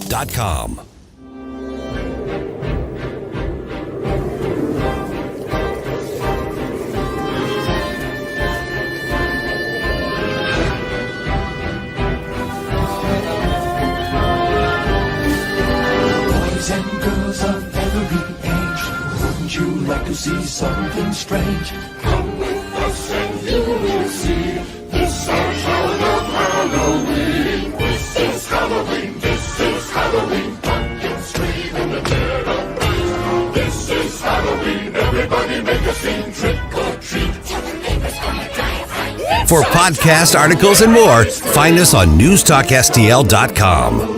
Get up, St. Louis. It's Mike Ferguson in the Morning on News Talk STL. I just want to point out for those who are not watching us on streaming right now that in honor of my man Nolan Arenado opting in to stay with the Cardinals through his entire contract, I am wearing my Nolan Arenado jersey today. There you go. Nice. Looks good. Just saying. Yeah. It's a good looking jersey. Cardinal red looks good on Nolan Arenado. He's going to stay there. Stay here. Yes, please. I'm all about it. And you got the powder blue. That's right. My daughter actually bought this for me. So she's like, no, this is your favorite player. You're right, it is. I need a jersey. You don't have one? A Cardinals jersey? I don't have a Cardinals jersey. Oh, okay. Yeah, you do. But you've got a Star Wars jersey. I have a Star Wars jersey. Vader. Well, I understand that too. But Nerds. Hey, come on. All right, it is 6:50. An hour from right now. Be ready to talk to us here. 314-912-1019. You can talk to us before that. Who's the scariest or creepiest politician or people involved in politics? Maybe not somebody in elected office or a candidate, but anybody else. We're going to go around the room, guys. So just give me a heads up. Who are the creepiest, scariest people involved in politics? I want to know what everybody else thinks. I think we've had one or two people send in their picks as well. So we'll get all that in about 1 hour from right now. There are help wanted signs up everywhere at this point. We all know that because a lot of businesses are having trouble hiring people. And they're also telling me, not just here, but around the country, that they're having trouble hiring and keeping quality people. Yeah. Right? Mm-hmm. And so in Texas, Pasadena, Texas, a business owner, he's got a pet daycare walking service called Pets Gone Wild Resort. And a guy puts up a sign, but it wasn't just your now hiring sign. He puts up a sign that says, now hiring non-stupid people. Well, I love it. You got to be specific. You got to ask for what you want. Yeah. Owner Walter Parsons tells the local TV station, it's outside of Houston. He says, they don't think they're stupid, so they came in to apply. Here's what he actually told the TV reporter. They don't think they're stupid, so they came in to apply. We're trying to weed out the people that do come in. We hired one last week, lasted 3 days. And repeatedly, get off your cell phone, you've got dogs to watch. At least be as smart as I am. I think that I've heard that being a problem with a lot of businesses with people of a very young age. They have these phones, they cannot let go of them. Yeah. There it's were wild. people who obviously were complaining, got their feelings hurt. Oh. So I'm reading this KHOU TV report on this, and somebody is here who was quoted, somebody who just went by Taylor N. And if they won't give their actual name, that tells you something. But he's quoted, or she, I don't know if Taylor's a boy or girl. What does it say to prior employees? Oh, we think you're stupid, so we're trying to hire somebody we think is smarter than you? Yeah. Yes. Yes. I think that's pretty clear. Yes. So, yeah. And not only that, I saw this video. In fact, last night, this guy, he's working for Starbucks, and he's in the back room crying, and he's talking about how they're making him work. Now, get this: they're making him work 8 hours in a row. Whoa! What? Yeah, in like consecutive. He's got 24 hours a week in school, Gabe. And 12 hours a week in school. Yeah. And they're making him work 25 hours a week. Total? But that's the kicker is on Saturdays and Sundays, they make him work a full 8 hours in a row. Gosh, he was crying. It's barbaric. It's like, how could you do that to somebody? See, anybody, if I'm a business owner or manager and I see somebody crying, an adult crying on the job, or frankly, a teenager crying on the job, I'm like, there's the door. This is real life. You just learned your first lesson. Get out. Get out. Yeah. Yeah. I'm done. I can't handle you. Oh, man. So another former employee, or another customer rather, who just goes by the name Sue. Apparently, they don't want to give their last names in Pasadena, Texas. A boy named Sue? No, it's a girl named Sue. Sue is quoted as saying, and I thought, well, that's quite different. And I thought it was kind of cute, attention drawing. Come through here and take a tour and take a look at the responsibility that you have.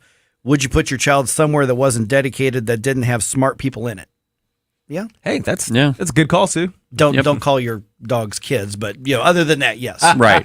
Yeah, that's a whole other thing that we've talked about as well. You're not a mother because you have a dog. No. Walter Parsons, the owner of the business, says he's probably going to take the sign down by the end of the week, meaning that it probably went down over the weekend, because apparently they were getting some people who were applying. But if you're looking for work and you see somebody who says, we're not going to hire stupid people, I would be more likely to go, okay, that might be a work environment. Apply there. Yeah. Yeah. Because there are so many, like you mentioned, the coffee shop. Somebody crying because they actually had to work. Right. 8 consecutive hours. 8 hours in a row. Yeah, then quit. Oh, my God. Yeah. I mean, then quit. But then I won't be able to pay my rent. Okay, then make up your mind. Which do you want? But doesn't the employer know that I've got this other stuff? Yeah, they have a business to run. If you can't fit in and sell them your time for more than they're paying you, then you are worthless to the business. Yeah, right. Of course, if you're sitting in the back and crying, you're worthless to the business. You're worthless to the You business. are absolutely worthless. Well, keep in mind, though, Mike, that they did require him to work a full 25 hours a week. A whole 25 hours. Yeah. For the whole week. And he was complaining that all the people that were in there, they were just angry people. They wanted their stuff, and they were always telling him that they want their stuff. Wow. What? These are I'm not kidding. These are actual human beings who function in society right now. Well, or attempt to function in society. I was going to say, are they really functioning in society? Oh are they really? Loosely. But this is the way we're going here. That's the scary part. These are the people who are going to be in charge when it's time for us to go to a home, guys. Yeah, oh, my God. That's right. Yeah. You're right. These people are going to reproduce. Okay, you just made everybody stop and pause. Halloween. It's time for think of scary things. It's like, okay, you've got loan repayments, taxes, and these are the people who are going to be in charge when you have to go to a home. What's that saying that says hard times make strong men? Mm-hmm. Strong men make easy times make weak men. Mm-hmm. Weak men make hard times. Mm-hmm. And you've got the cycle. Anybody want to guess where we are in that cycle right now? I don't even want to guess. Yeah, precisely. We know. Okay, here's what's headed your way here. In about, if the XFL stays on time, we're going to know in about 4 minutes what the team name and logo and colors are of St. Louis's XFL football team. They're supposed to announce that here in just a few minutes. Also, President Biden has an assessment of John Fetterman. You do not want to miss this. Let me put it that way. And A Democratic candidate says that a Republican office holder should have her, and I'm quoting, Latina card revoked because she's not liberal. I'm just going to tell you what was said. That's all coming your way starting at about 7:04 here on 101.9 and 94.1 News Talk STL.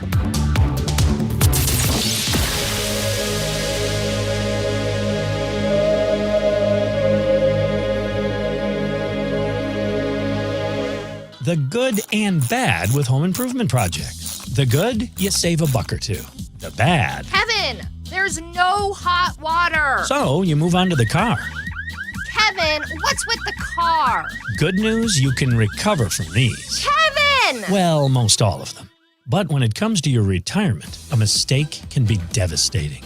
Call Steve All and the All Financial Group. They've been helping folks plan for retirement for years. That's why they've been able to correct do-it-yourself problems before they're problems. Get your complimentary assessment of where you are now and look at some of the retirement boxes you haven't even thought of. Kevin! You can't YouTube your retirement. Call Steve today, 636-230-8824. That's 636-230-8824. Get more details at yourmoneymattersstl.com. Investment advisory services offered through All Financial Group, LLC, a registered investment advisor. Insurance and annuity products offered through Stephen All, Missouri license 8039738. In times of economic uncertainty and chaos, your money means nothing. You may not even be able to get it from your bank or ATM. And the money you do have in the stock market will go down and down. What you can bank on is gold and silver. Gold and silver have been a reliable and trusted form of currency for thousands of years. Gold and silver have never been worth zero, and typically gold holds its value during economic turmoil. Call the Gold Hotline now and learn how to protect your money and your assets with gold and silver. And learn how to set up a new IRA or roll over your current one into a gold-backed IRA. Protect your money from the next market crash with gold and silver. Call now for your free gold guide. 800-281-4224. 800-281-4224. 800-281-4224. That's 800-281-4224. KLGY HD3 Clayton, K270BW Bellefonte, KNBS Bowling Green. This is News Talk STL at 101.9, 94.1, and always streaming at NewstalkSTL.com. News this hour from townhall.com. I'm Rich Thomason. Affirmative action on the docket of the nation's highest court. For the second time in 6 years, the Supreme Court will take up the issue of affirmative action. But the conservative majority is now generally expected to end the use of race in higher education admissions. The court is hearing two cases involving the University of North Carolina at Chapel Hill and Harvard, the nation's oldest public and private universities, respectively. The challengers to the university's programs have lost at every step as lower courts have rejected their claims that the school discriminates against white and Asian American applicants. A decision in both cases is not expected before late spring. I'm Shelley Adler. Many questions remain regarding last week's attack on the husband of House Speaker Nancy Pelosi, the suspect in the hammer attack at the Pelosi home in San Francisco, to be formally charged later today. Jim Banks says there are issues that Americans really care about. He says Republicans confronting them head on. Every poll in America says the same thing. The border, it's crime, it's inflation, it's gas prices. True kitchen table issues. The Indiana congressman, chair of the House Republican Study Committee, says that's why so many of the polls are looking good for the GOP ahead of the midterms, although he cautions against complacency on the part of voters who want change for the better. Banks speaking with the Salem Radio Network's Hugh Hewitt. It's one of India's worst accidents in years. A colonial-era suspension bridge collapsing into a river over the weekend killed at least 133 people, many more injured. A massive barrage of Russian airstrikes this morning on critical infrastructure in Kiev, Kharkiv, and other Ukrainian cities. Watching Wall Street, Dow futures are down 81 points, NASDAQ futures off 51. More on these stories at townhall.com. Progressive is America's #1 motorcycle insurer, so we understand motorcycles. No, really, we have a bike translator. Okay, this is awkward, but this bike says he'd appreciate it if you removed his skull pattern saddlebags. He feels self-conscious about them around all the other bikes, and he says you're not fooling anyone. You mostly ride with your golfing buddies. Listen, I'm just the messenger here. Oh, no, I don't want to say that. I think you made yourself clear. Quote with Progressive and see if you could save with America's #1 motorcycle insurer. Progressive Casualty Insurance Company and Affiliates. Hi, my name's Adam Barada. I'm the owner of Advantage Gold, the highest rated precious metals firm in the country. Now, we've won the Best of TrustLink Award 4 years in a row because we educate our clients on how to buy gold and silver the right way. We don't pay celebrity spokespeople millions of dollars. We'd rather pass that value on to you. Call 800-900-8000 and speak with one of our experts. We'll send you a free gold kit along with my latest national best-selling book, The Great Devaluation. Call 800-900-8000. Call 800-900-8000. From the Michaels Flooring Outlet Traffic Center. Eastbound 70, busy at Zumbel. We've got a crash on the shoulder. 55 northbound at Bayless, one blocking the left lane. And once you clear that, you've got your normal heavy pockets running up through the work zone, Weber through Virginia. 270 northbound, 55 up to 44. Add 5 minutes to your commute. Add a couple more through Doherty Ferry in Manchester. This report sponsored by NetSpend All Access account. NetSpend All Access. Get the mobile banking account with perks that add up. Banking services provided by an account established by Pathward NA, member FDIC. Deposit account opening is subject to registration and ID verification. Terms and costs apply. I'm Joe Sonderman from the News Talk STL Traffic Center. From the News Talk STL Weather Center. I'm News 4 meteorologist Kristen Cornett with your first alert forecast. We're going to continue with the chance for a few spotty showers or drizzle through the overnight hours as we drop down to 54. Some patchy fog developing as well. Some morning fog on Monday, otherwise cloudy skies with showers likely during the morning hours. Those showers should come to an end around midday with an afternoon high of 61 degrees. Dry weather expected Monday evening for the trick-or-treaters. Overnight will drop to 46. And then for Tuesday, sunny and warmer with a high of 70 degrees.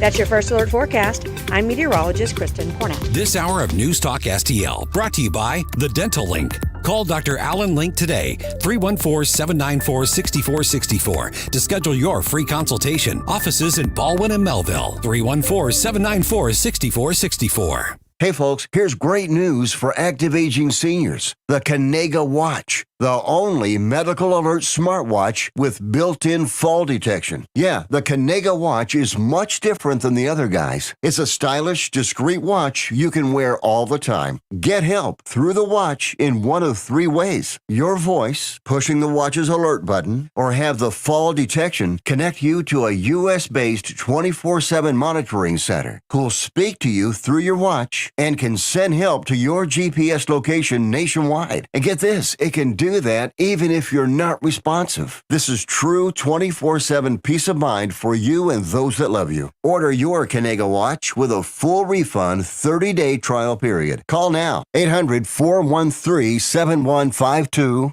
800-413-7152. 800-413-7152. That's 800-413-7152. The news and talk North Korea launched an intercontinental ballistic missile that matters to St. Louis. Looters that were arrested are illegal aliens. News, analysis, opinion. The 2022 midterm elections. 101.9 and 94.1. News Talk STL.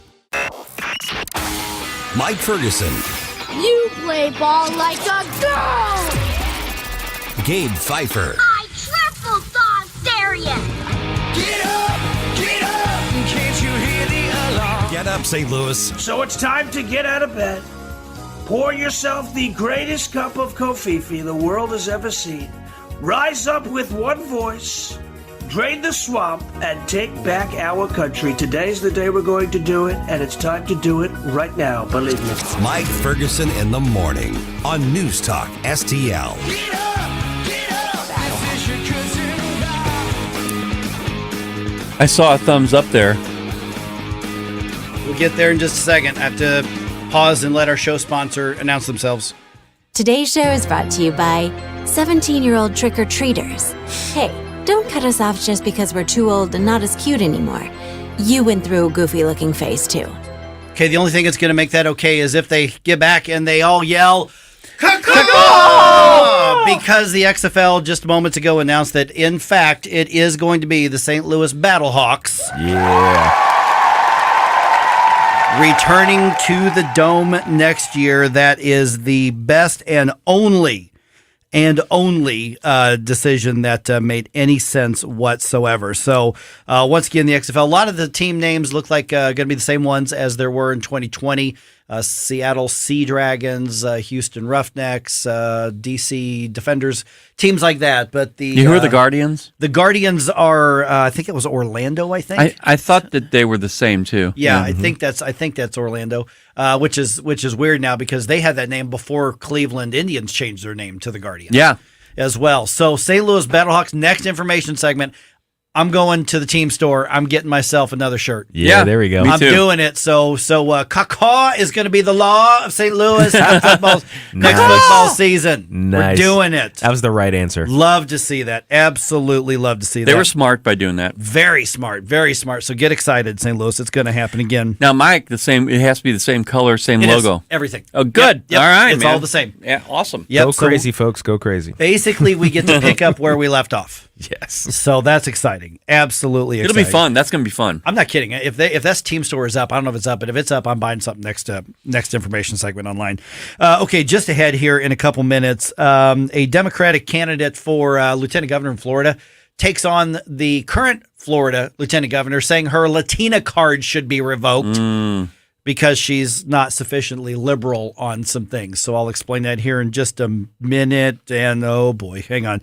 I'm sorry, guys. Another statement, another announcement here. What? Ladies and gentlemen, the President of the United States. Okay. Stand up.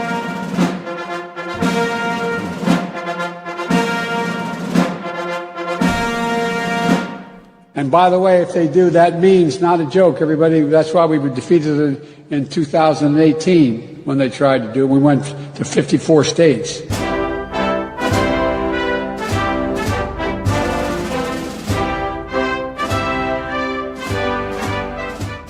Has he been doing some backdoor deals and getting new states? Even the states have inflation. 54 is the new 50. What? Yeah. I was trying to figure out what his point was. There's no that's point. why we went to and we got almost defeated in the what in 18 in the 54 in 2018. Yeah, he mentioned don't forget the part where he said yeah, and and that was in 18, right? Yeah, in 54 states. So making just about as much sense. Oh my gosh. President Biden was asked about John Fetterman and his campaign and his performance in the debate. And here is how the President of the United States assessed John Fetterman's performance. Remember the one where his first statement is, "Thank you, everybody. Good night." Good night. Mm-hmm. Right off the bat. Here's what the president had to say about this. I thought he was really good. I thought he knew what he was doing. I thought he was strong. And look, Fetterman is Pennsylvania. I mean, Fetterman is everything that he appears to be. You know where he stands. He has great courage. He has no reluctance to say what he thinks. He's my kind of guy, and I think he's going to be fine. Hi, good night, everybody. He does kind of strike me as President Biden's kind of guy. He does, actually. In so many different ways. Yes. Well, Hunter is his kind of guy too. Oh, right. Goodness. Smartest guy I know. Yeah. Oh, jeez. So there you have it. I mean, Fetterman, I guess, would be second in the smartest guy he knows sort of category, right? See, and here's the thing is I don't want to pick on the guy who had a stroke, okay? Sure. I really don't. But clearly he's, and I'm meaning this term in the connotative sense, so don't go get mad at me, everybody. He's handicapped right now. Yes. He's neurologically handicapped right now. And so you've got Joe Biden like, oh, no, he's real strong, real smart. I think he makes his case. No, if you're interpreting what John Fetterman is saying really well, Mr. President, that's because your wires are crossed in your brain. Communication is a major part of the whole deal of being a politician. Kind of everything. I don't know if you guys know this, but being able to speak your mind clearly, to be able to reason out questions and answers is kind of the entire job, right? Him having to carry a teleprompter around with him everywhere would not work.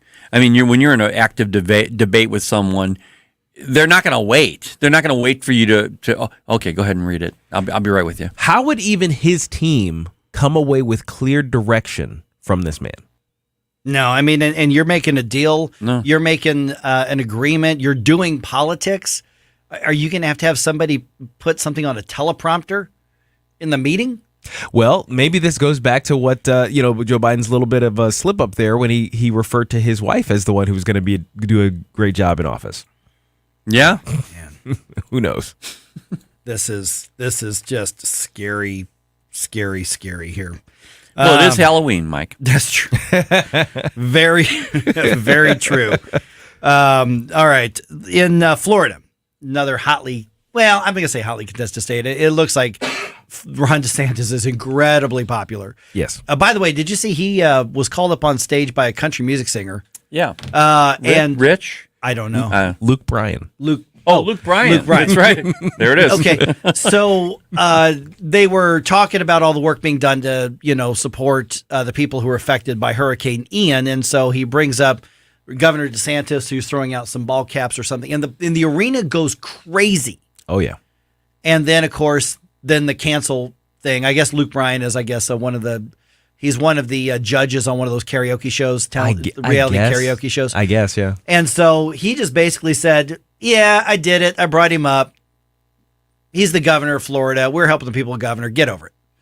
Yeah. And so that was his statement. So good for him on that. Never, ever apologize to the mob. No, don't apologize to him whatsoever. And so Ron DeSantis is, I don't think I'm going to step out or jinx anything by saying, listen, this guy is probably going to win by 6-7 points in Florida. At least. Yeah. At least. But get this, he's up against Charlie Crist, and Charlie Crist has a running mate, and her name is Carla Hernandez Matz.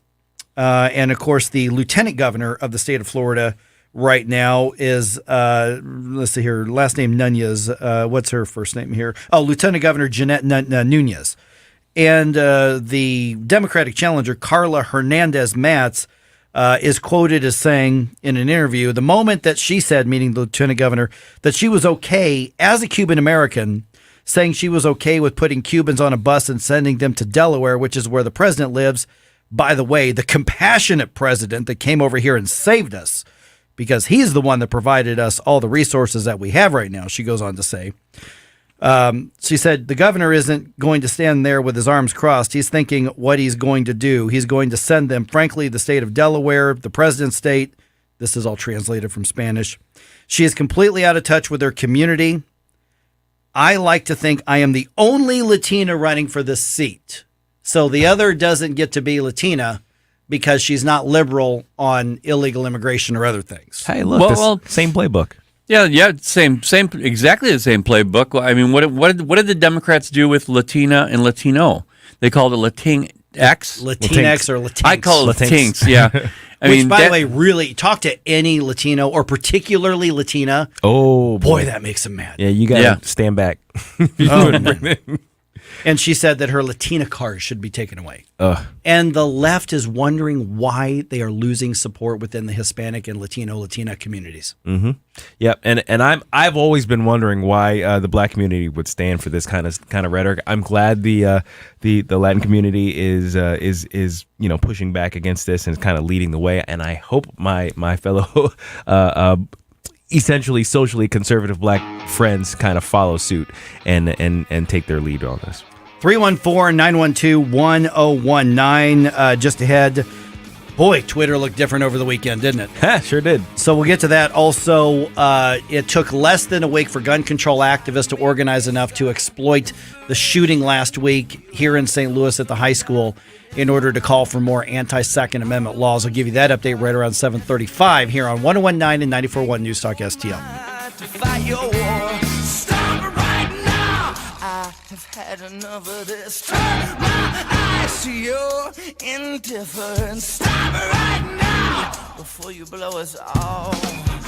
Watch us on our live stream using Rumble, Facebook, and Twitter. Get up, can't you hear the alarm? Get up, this is your cousin God. Get up, what are you waiting for? Get up. Get up, St. Louis. It's Mike Ferguson in the morning, made in St. Louis for St. Louis. It's News Talk STL. You want to give me more information? From the Michaels Flooring Outlet Traffic Center. couple of issues have cropped up here in the last few minutes. First up, northbound 55 at Bayless. Crash with injuries blocking the left lane. Traffic is backing up behind that. Once you clear it, you still have to get through the work zone. 70 westbound on the Blanchette Bridge. Looks like a stalled truck in the right-hand lane.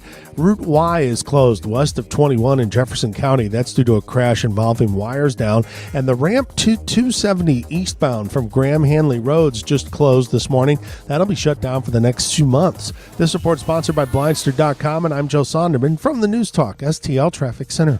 Hi, I'm Kyle at Blindster.com. I sell custom-made blinds, shades, and shutters that are easy to install at prices less than big box retailers. Blindster blinds are custom-made for your windows, and I guarantee they'll fit. Don't hire a pro, do it yourself, and save big at Blindster.com.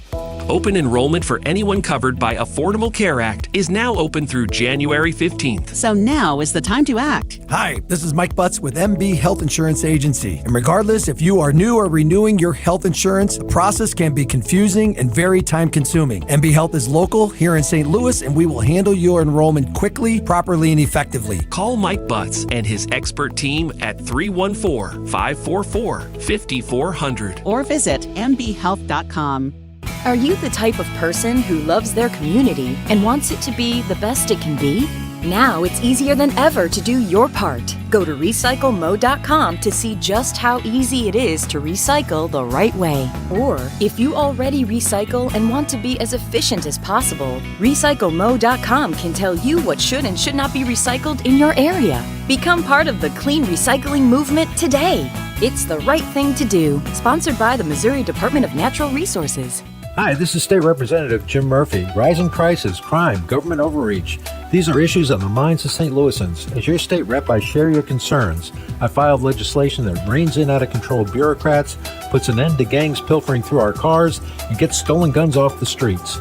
I have voted against out-of-control spending and voted for the biggest tax cut in Missouri history. I ask for your support in November as this work has just begun. Vote Jim Murphy, your state rep. Paid for by Citizens for Murphy. Mary L. Murphy, Treasurer. Fox News commentary. Unlike a lot of the new country music wokesters, Luke Bryan knows his audience, and P.S. the left is throwing a fit. I'm Tommy Lahren. More next. Starting to realize your small business is a little overwhelmed by the holiday rush? It's still not too late to get all of your shipping and mailing under control with Stamps.com. Sign up right now, and you'll be printing your own postage in just minutes with discounted USPS and UPS shipping rates. Just go to Stamps.com, click the mic at the top of the page, and use code BUSINESS for a 4-week trial, plus free postage and a digital scale. That's Stamps.com, code BUSINESS.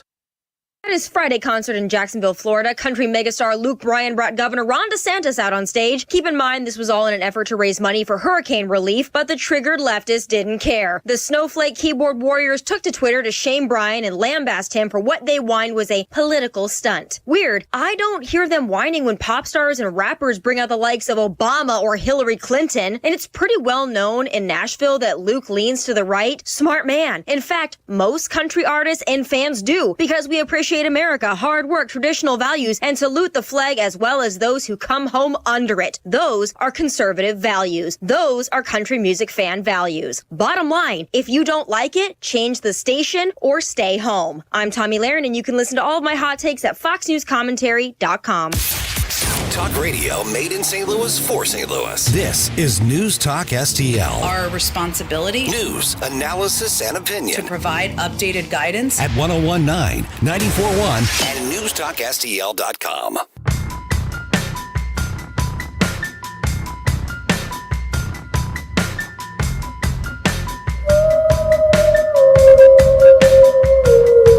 You can go it alone or keep it in between the pages of the books you burn so no one gets to read. For podcast articles and more, find us on NewstalkSTL.com. Get up, St. Louis. It's Mike Ferguson in the morning. This is News Talk STL at 1019, 94.1, 99.1 HD3 and NewstalkSTL.com. All right, it was announced 21 minutes ago that the St. Louis Battlehawks are back in 2023, baby. Yeah. That is where we're gonna pick up where we left off at the Dome, people.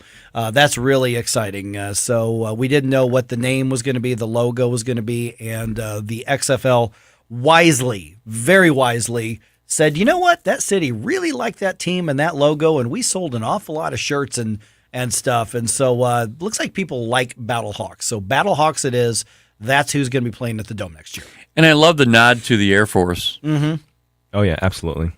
Yeah, that's a lot of people don't realize that Battlehawks is a tribute to military. Mm-hmm. And so, so there it is. And if you flip the Battlehawks logo upside down, by the way, you ever tried this? Look at the Battlehawks logo, flip it upside down. Is it a jet? Nope.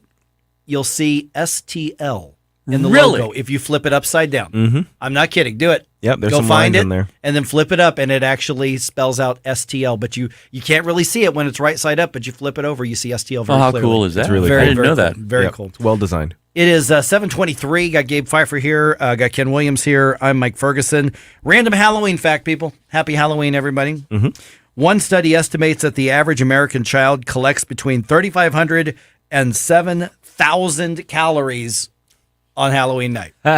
They collect it and I eat it. Yeah, say who eats it is a whole other thing. Oh, yeah. But if your kid weighs 100 pounds, Mm-hmm. okay, just say an average of 100 pounds there, Sure. and they consume 7,000 calories, they're going to have to walk for 44 hours or play full court basketball for 14 and a half hours to burn those calories off. Wow. Nice. Oh, man. All right, just ahead here, 7:50. Everybody get ready here. 314-912-1019. I'm ready. Who is the creepiest, or I could say was, because that doesn't have to be somebody in politics right now. Who is or was the creepiest or scariest person involved in politics? You can tell us right now. Go to the Rumble chat box. You can put it on our Facebook comments. You can tweet it at us. Of course, you can call me at 7:50 and let me know who you think it is. 314-912-1019. I've given Ken and Gabe the heads up that I want their top 2 or 3 who they think are the creepiest ones. And I know who my number one is. I have a number one also, but I need Gabe's help on this because Poltergeist. Do you remember in Poltergeist the preacher man? Yeah. Vaguely. Mm-hmm. What was his name? Oh, jeez. Okay, because that's going to help me. Okay. When I explain it. Yeah. So I'll have to look it up. Some I guess. Google searching. Yeah. Oh, by the way, the XFL and the Battlehawks online shops are not up right now, so I couldn't buy a shirt. Oh. Darn it. Man. All right, I'm getting one. Well, at least they got the name right.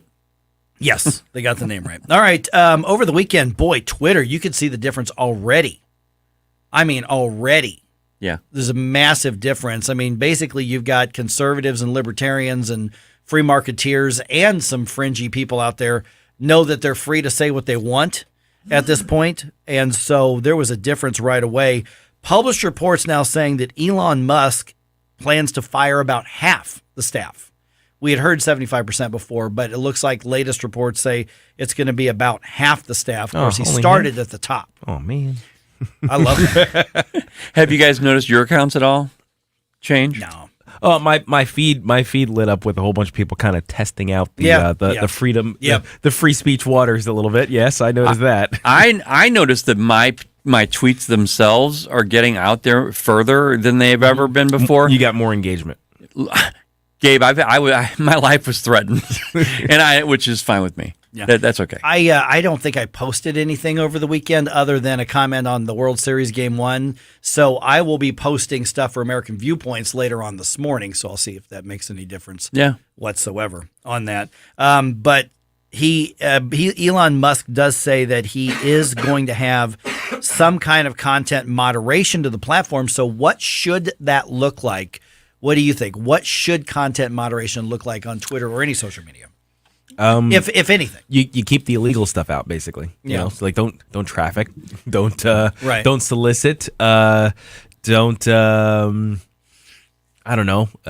What are the other illegal things that you do via communication? Well, threaten violence. You don't directly threaten violence or try to coordinate violence. Right. Yep. I would say I would go one step further and say doxing. Right. Yeah. Mm-hmm. Eliminate doxing. I think that would be a healthy thing to remove as a weapon that they use with social media. Should there be anything else that they moderate out? Well, what they did with one of my posts, for example, we put a warning on this tweet because it might have sensitive content. Now, people could still view it and you can still post it, but they warn you, which I guess, I don't know. Well, I mean they didn't stop it, though. They didn't stop it, and really, my post is a bunch of information that was given by the police, the police chief in charge of that DeGape. What's his name? DePepe. DePepe. His attacking Pelosi. Paul Pelosi. Paul Pelosi. And the information that I put on there was that, and then some information about him personally. Were there any scandalous pictures? Not really. It was of the suspect of his past dealings with people, and it looked like he was with the LGBTQ crew. I don't know. So yeah, I mean he's like nothing bad. He's a weirdo mentally ill guy. But it's nothing. It's nothing bad. It's just they were saying it's sensitive content. I mean that's no big deal. Yeah, I don't know that bothers anybody that much. But yeah, I mean the illegal stuff, obviously, any sort of trafficking, any sort of soliciting or coordinating, violence. Calls to violence. Mm-hmm. Anything that you could not do in person with anybody else. But also, like I said, the doxing thing to me would be a great step if they figure out how to prevent that. Because we're seeing the left weaponizing doxing in a huge way as a means of intimidation, which has led to violence. Yeah. I corresponded with somebody this weekend who they had a video clip of Obama at one of the rallies, and someone superimposed, "Let's go, Brandon," that kind of thing, and then the FJB part of it. And then they showed Obama acting like he was responding to it, but he really wasn't. He was responding to, I think, a heckler, but they superimposed it. And it got a lot of traction. And I just told them, I said, don't do stuff like this that's going to make people on the right's argument look bad. Well, here's a question though, because I've seen some of these things as memes. When people they manipulate video or they manipulate pictures or things like that, they make it, as far as I've seen, they've made it kind of obvious, like this is a joke, this is a meme. Those things have got, in the past, they've been flagged as misinformation, even though this is a joke, this is satire, kind of thing. So how far do we go with that aspect of it? Yeah, that's a good question, because this one did look real. The fact of the matter is that both with Photoshop and the video editing, what do you call it? The deep fake. Mm-hmm. The deep fake stuff is so realistic. Yeah, that's true. That you can do a lot of damage to somebody. I don't know what the right answer is. If it's satire, it's satire. I mean, the Babylon Bee was kicked off and they're back on. Thank goodness. Mm-hmm. But the fact of the matter is the technology is so far ahead. Now, my answer is kind of where you guys said, illegal stuff, violent stuff, doxing stuff. Other than that, you can't slander and libel. So, if somebody says, well, you're wanting to allow people to do deep fakes. Well, no, that could be slander and libel. Right. I can't get up here and accuse a political opponent of, dealing drugs and molesting children unless I've got some very good evidence to show that. But if I just want to accuse somebody of that, I'm absolutely breaking the law and violating their rights, so I'm not going to do that. So, that goes along with the illegal aspect of it that should be kept off. But Elon Musk did say that his content moderation team is going to represent a variety of viewpoints. Interesting. That would be a nice change of pace. Yeah. It absolutely would, but I think it's responsible of the individual who wants credibility to monitor themselves and what they post. Yeah, without a doubt. I think it's going to get crazy. I still think it's going to be crazy for the next week or two, and then I think it'll start settling into whatever the normal is going to be on Twitter. I said that last Friday. That's still what I think is going to happen, but I think you're going to see some crazy stuff. Basically, don't believe what you see on the internet right now. Agreed. Is essentially. All right, just ahead, gun control activists waste no time trying to exploit the tragedy at the high school here in St. Louis to try to push gun control laws. I'll update you on that right around 7:35 on 101.9 and 94.1 News Talk STL. Watch us on our live stream using Rumble, Facebook, and Twitter. Get up. It's Mike Ferguson in the morning, made in St. Louis for St. Louis. It's News Talk STL.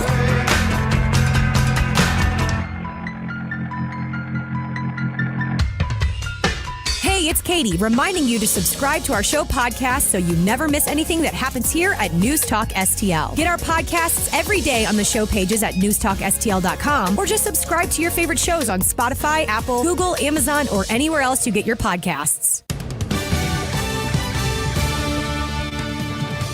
From the Newstalk STL newsroom, I'm Joey Vasevich. St. Louis County Prosecutor Wesley Bell on Thursday asked the County Council for about $1.8 million more next year, even as the county aims to cut costs across departments amid a $41 million budget deficit. Bell argued the increase is necessary to cover rising case numbers, new electronics, and replacing aging vehicles. The revived Loop Trolley ended its latest 3-month run last night. The Bi-State Development Agency expects to resume the 2.2-mile line in the spring, but a specific start date and other details have yet to be worked out. Country singer Shania Twain has announced she is coming to Hollywood Casino Amphitheater for her Queen of Me tour on June 4th. General tickets for the tour go on sale this Friday at 10 a.m. The Budweiser Brewhouse at Ballpark Village will become a Christmas-themed pop-up bar called Tinsel Tavern from November 25th through January 1st. Highlights will include floor-to-ceiling holiday decor, themed menus, and photo ops. And in sports, the Blues fell to the Canadiens 7-4 in St. Louis Saturday night. Next up, the Blues welcome the Kings to Enterprise tonight. Puck drop is at 7 p.m. And St. Louis third baseman Nolan Arenado will not be opting out of his current contract to become a free agent. Arenado's current deal still has $144 million remaining on it and runs through the 2027 season. For in-depth coverage of these stories and more, go to NewstalkSTL.com. From the Michaels Flooring Outlet Traffic Center. As of a few minutes ago, they closed the ramp from Graham Hanley onto eastbound 270. That'll be in effect for the next 2 months, so file that away. 55 northbound, we're extra heavy coming up through Carondelet and Gasconade. That's due to, in part, to an earlier crash. North 270 has pockets 55 up to 44. You Jefferson County drivers, Highway Y is blocked west of 21. We've got an accident with wires down across the roadway. That's Route Y closed west of 21. I'm Joe Sonderman. That's the very latest from the News Talk STL Traffic Center. This report sponsored by Dell Technologies. From the News Talk STL Weather Center.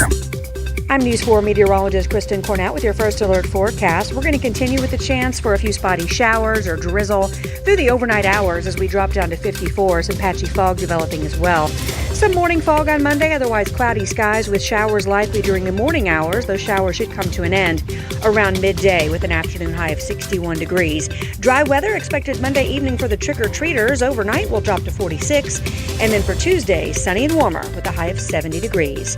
That's your first alert forecast. I'm meteorologist Kristen Cornett. When is a financial help show not just a financial help show? When it's Pocket Watching with JT, the caller-driven financial talk show focused on helping you get your money right. Jason Thornton is a certified financial planner licensed in both tax and investments. You get JT's real reaction to all your money and business questions. Plus, you get JT's take on all the latest financial news. This is not just another financial show. Pocket Watching with JT now every Friday night at 8 p.m. on 1019 94.1 News Talk STL. Packages start at $29.99 a month with signed agreement. Restrictions apply. Speak to a representative for complete offer details. See Vivint.com for license details. Terms and conditions apply. Homeowners, if you're looking for the best in home security and smart home technology at a price you can actually afford, we have great news. Now you can get Vivint's award-winning home security systems starting at about $1 a day. U.S. News and World Report has recognized Vivint as the best professionally installed home security system of 2022. And right now, you can get Vivint's home security technology for about $1 a day. Plus, get free professional installation from a licensed technician. Protect your home and loved ones for as low as $1 a day. Call right now for your free home security consultation. 800-561-3405. 800-561-3405.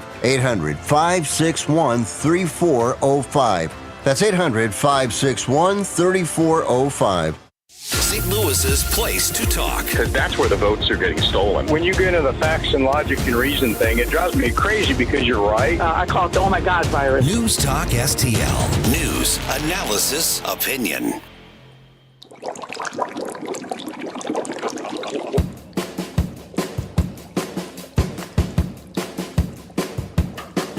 I was working in the lab late one night when my eyes beheld an eerie Watch us on our live stream using Rumble, Facebook, and Twitter. and suddenly by surprise. Get up. It's Mike Ferguson in the morning. This is News Talk STL at 1019, 94.1, 99.1 HD3 and NewstalkSTL.com. Laboratory in the castle east to the master bedroom where the vampires feast. I haven't heard this version. Who's this? I don't know. Oh, wow. Nice. All right, 7:37. Gabe Pfeiffer's here. Ken Williams is here. I'm Mike Ferguson. At 7:50, who are the creepiest and or scariest people involved in politics today? I've got my list of 2 or 3. Who is yours? I want to hear it. 314-912-1019. Or before 7:50, you can send it to us on any of our streaming social media channels. You can tweet it at us. You can Facebook it to us. You can rumble it at us. I don't know if that's the verb we're talking about, but you know what I mean. Yep. Okay, 7:37 right now. If you are not connected with us on any of the social media platforms, please do that. Yeah. Do that. Facebook, we're still on there for now. You can find Mike Ferguson in the morning on YouTube and, of course, Rumble. That seems to be where the News Talk family really tends to gather, is around Rumble. But we're also on Twitter at News Talk STL as well. All right, we knew this was going to happen. We predicted it. It wasn't even like I was going out on a limb here, but we knew it was a matter of time before liberal politicians and activists decided to exploit the shooting at the Visual and Performing Arts High School for gun control, for calling for gun control. Matter of fact, a little bit ago, Lisa Clancy, left-wing nutcase on the St. Louis County Council, she just tweeted out, there's no public safety without gun safety. And of course, when she says gun safety, that means eradicate the Second Amendment and leave people completely freaking defenseless is what she means on that. By the way, quick note, Mark Harder texted me a little bit earlier on the county council. Yeah. At 3:00 today, they've got another council meeting. He says that everybody really ought to be tuned in or showing up because they're going to explain how the county government, the Page administration, directed $6 million to the wrong city in tax revenue. Oh yeah, so that's going to be brought up today. So 3:00 today. Mark, thanks for the heads up. Explain yourself on that. Explain yourself. I would love to see how they figure that out. Okay, so KMOV, ostensibly our news partners here, but hey, you guys know me. I call balls and strikes. Yep. They covered a protest that some of the high school students and recent graduates of the Visual and Performing Arts High School put together. They protested at St. Louis City Hall, calling for, of course, gun control. Now, my guess is, and I shouldn't say my guess is because I don't have any proof of this, but we know that the gun control activists were circling, like vultures around any tragedy, looking to exploit it. So I guess we're supposed to assume that a bunch of high school kids organically put together a protest at City Hall. 314-912-1019. Here's the very first part of the story, and I'm actually leaving in the lead-in by their weekend anchor, and then in a little bit in the next clip I'm going to play his editorializing at the end of this as well. This is not an unbiased report. This is media cheerleading pro-gun control activists. Students are still mourning, but they're also pushing for new change. News 4's Shoshana Stahl spoke with students today as they protested. On Sunday, about 30 current and former Central VPA students gathered in front of City Hall for a peaceful protest. Their goal, hoping to bring change to laws in Missouri when it comes to guns. We as kids should not be out here begging for our lives. We really shouldn't. We as kids shouldn't have to come out here and scream to the top of our lungs, change this for it to be changed, because it was a problem long before it had happened to Central. It starts with us, though. Organizer Veronica Russell is a senior at Central VPA, describing Monday as traumatizing. It really took a toll on me. At that moment, I was preparing myself for death. Protesters all wore black and laid down on the steps of City Hall to represent children who have died due to gun violence. Okay, now you've noticed that the words gun control or Second Amendment were nowhere in that story. Oh, yeah. And I'm going to play another part of it. It's not in there either. It's change. Yes. It's change. Okay. It's a new word. I'm trying to walk the tightrope appropriately here. These kids have a right to have their say. They've got a right to protest, and they did it by the First Amendment. That's not my qualm at all. Sure. But for some reason, they're not supposed to be critiqued. They're children. Don't pick on the children. But let me tell you something. If your activism turns to, we want to join the fight against individual freedom and the God-given right to self-defense, we want more gun control laws, if that's your cause in the wake of this, then you are no more immune to critiques than any politician or other activist out there. But Mike, we can't attack victims, right? I mean, they're victims. We should feel for them, right? They should be able to do whatever, say whatever they want without our 2 cents in, because we didn't go through what they went through. Yes, except for the very last part. I do. We shouldn't belittle them or pick on them. We should recognize that they've been through a lot. I can't imagine that this not being traumatizing or affecting anybody, especially a young person. But when you decide to step into the politics ring, you get critiqued just like everybody else. And if your activism is, I want to take away some of your freedoms because I think it's going to make me feel safer, then guess what? You're now my opponent. Yeah, these children don't get carte blanche on deciding whatever they want to say and say it. And then we're supposed to accept it as fact, knowledge, or anything else. They're emotional right now. And the people that are behind them, I'm talking about the politicians that are behind them, because let's be real, that's what's happening.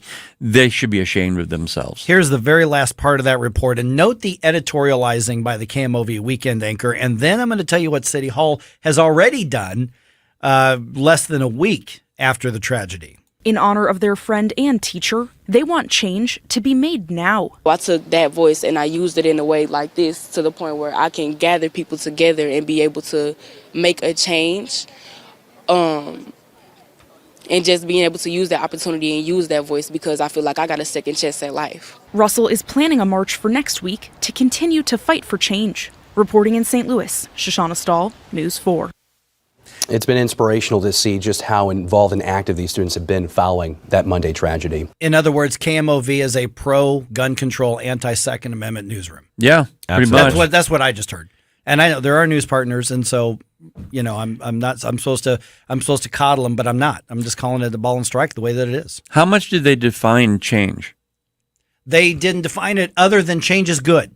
Yeah. Okay, well, they need to define change before we can, have another discussion about it, because change, to me, means that they want to get rid of our guns. Well, of course. Matter of fact, in City Hall, St. Louis Board of Aldermen on Friday, they passed an ordinance they passed a resolution calling on the state of Missouri to allow them to pass ordinances that are gun control. So basically, they want the Second Amendment to not apply in the city of St. Louis. The city that won't hire on police, won't prosecute criminal suspects, even when they're caught red-handed. They want to leave legal, law-abiding citizens disarmed and more vulnerable in a pro-criminal city. So you better believe I'm not waiting around to point out what's wrong and how dangerous these are. You can still want to support these young people and give them the resources they need to deal with the trauma without supporting what they're calling for, because now they've just thrown their lot in with all the extreme leftist gun control advocates. I'm going to be radical and say I want change too. I want change. I want guns, or I want schools no longer to be gun-free zones. Yes. I want schools to be protected by people with guns. I want that change. I want that change. That's the change I want. So if these kids wanted to think it through a little bit more, that's what they should be angry about, not the fact that the people who are not affected, I mean, the rest of us are allowed to protect ourselves and protect you. Kids, it was good guys with guns who saved your lives. Yeah, that's how that works. That's what happened. It wasn't a lack of Republican support for gun control laws. It was good guys with guns who put down the bad guy with guns. And if they had more good guys with guns in front of the school, maybe nobody other than the shooter would have died. Just maybe. Yeah. Who's the scariest or creepiest politician or person involved in politics today?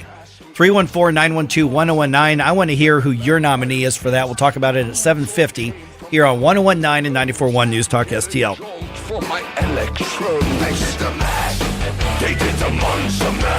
News, analysis, opinion.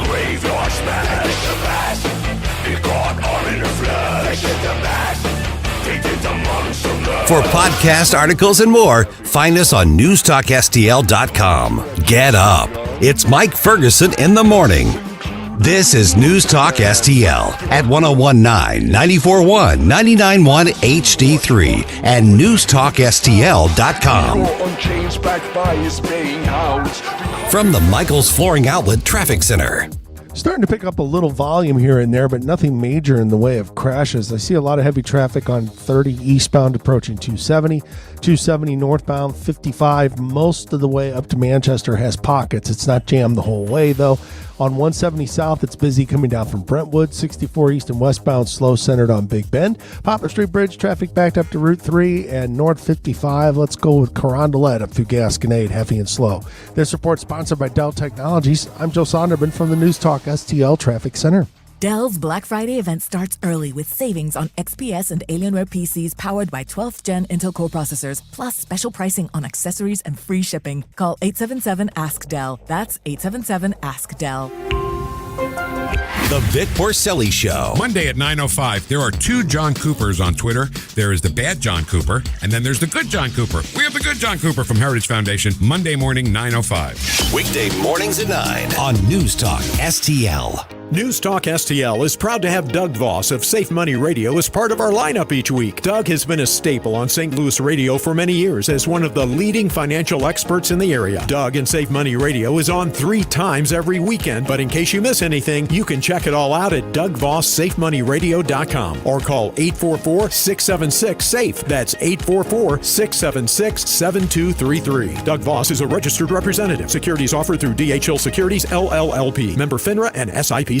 I'm Ryan Higgins, and I approve this message. Our state needs fresh faces in government. That's why I'm running for state representative, to support and fully fund law enforcement and to give parents a bigger voice in their son and daughter's education. Also, as the son of a small business owner, I will make protecting small business a priority. Finally, and certainly not lastly, I will fight for our middle class that has been hit so hard the past 2 years. I know our future is bright, but the time is now to elect common sense candidates. I'm Ryan Higgins, and I'm running for the state representative from Missouri's 98th House District. Paid for by Higgins from Missouri. Megan Higgins, Treasurer. Have you been floored? Not until you've gone to Michael's Flooring Outlet. They've been a locally owned and operated family business for more than 28 years. You want variety? Michael's has carpet, hardwood, laminate, ceramic tile, luxury vinyl, natural stone, and many other options. Save money and get quality at Michael's. Plus, your installation will be done right the first time when you hire the experts at Michael's. You can shop in store at one of their 3 convenient locations or shop from home. Check out everything that Michael's has to offer at igotfloored.com. Whether at home or at work, you're mobile. So when you're mobile, stay mobile. Keep St. Louis's home for conservative talk with you wherever you go. Download the News Talk STL app in the App Store or at NewstalkSTL.com.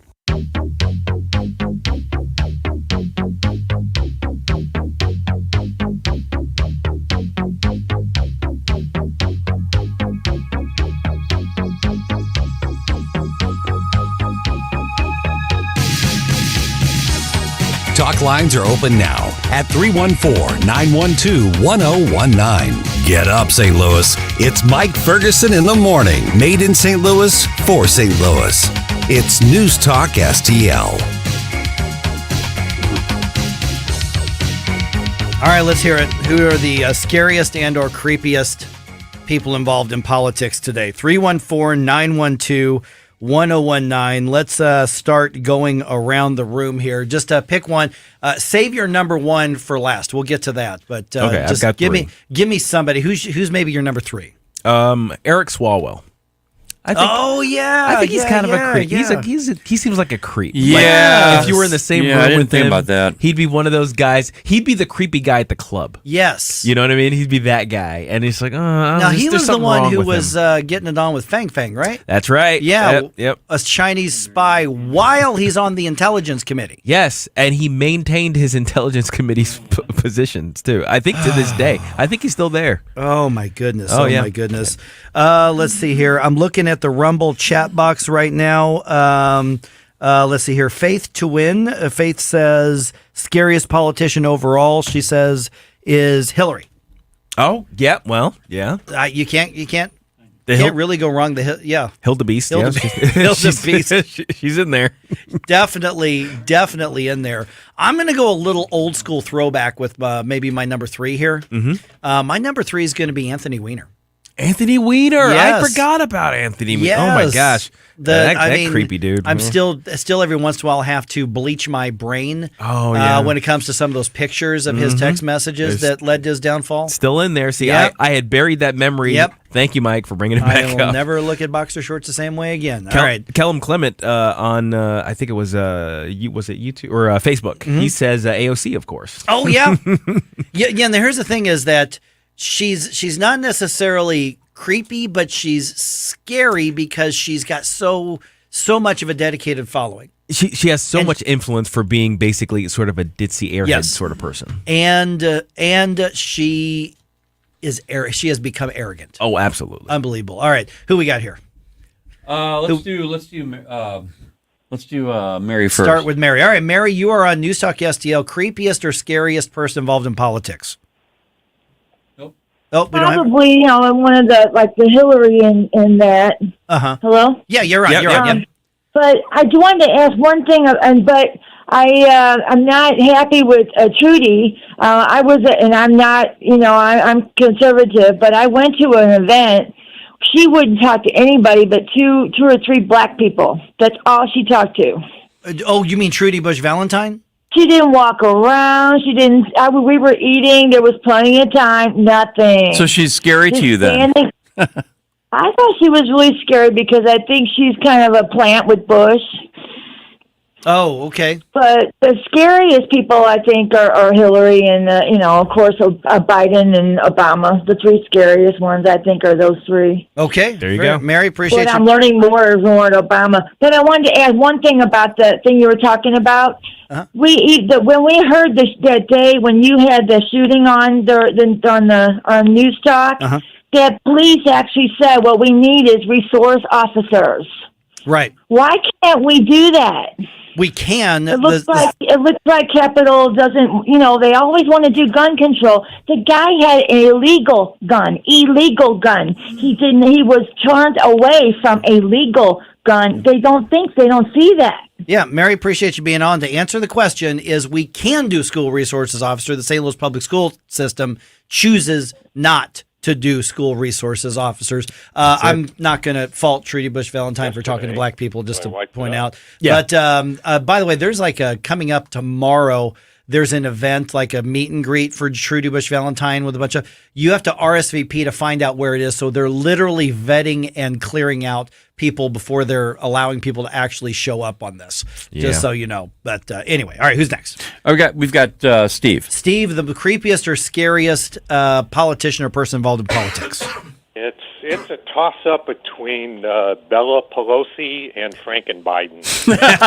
You added names to them. That's really good, Steve. Well done. I love it.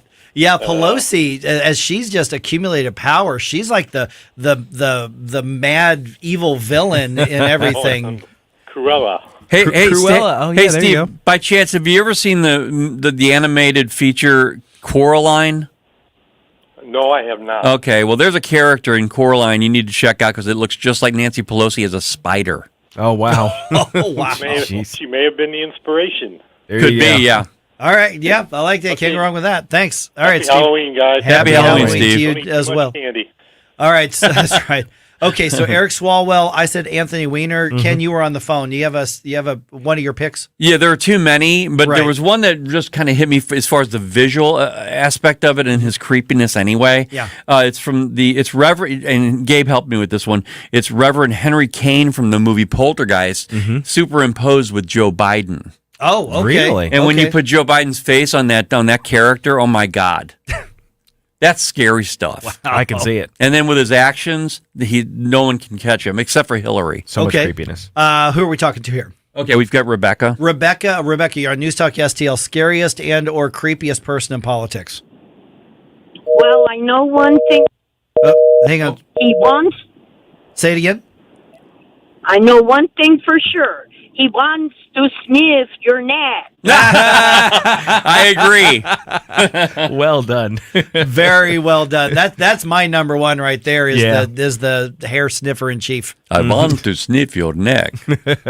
That's pretty good. That is, Rebecca. That is so creepy. And did you see he voted? I guess it was either over the weekend or something. Yeah. And he wanted to put the "I voted" sticker. Was that his granddaughter? That's we figured his out. granddaughter. I mean, think. literally chasing her around. Sort of. I mean, she was kind of backing off, but to make sure that he plants it on her chest. It was just so weird. That him and that granddaughter thing. He needs to stop that. Oh man, yeah, without a doubt. Hey, Rebecca, thanks for being a part of News Talk STL.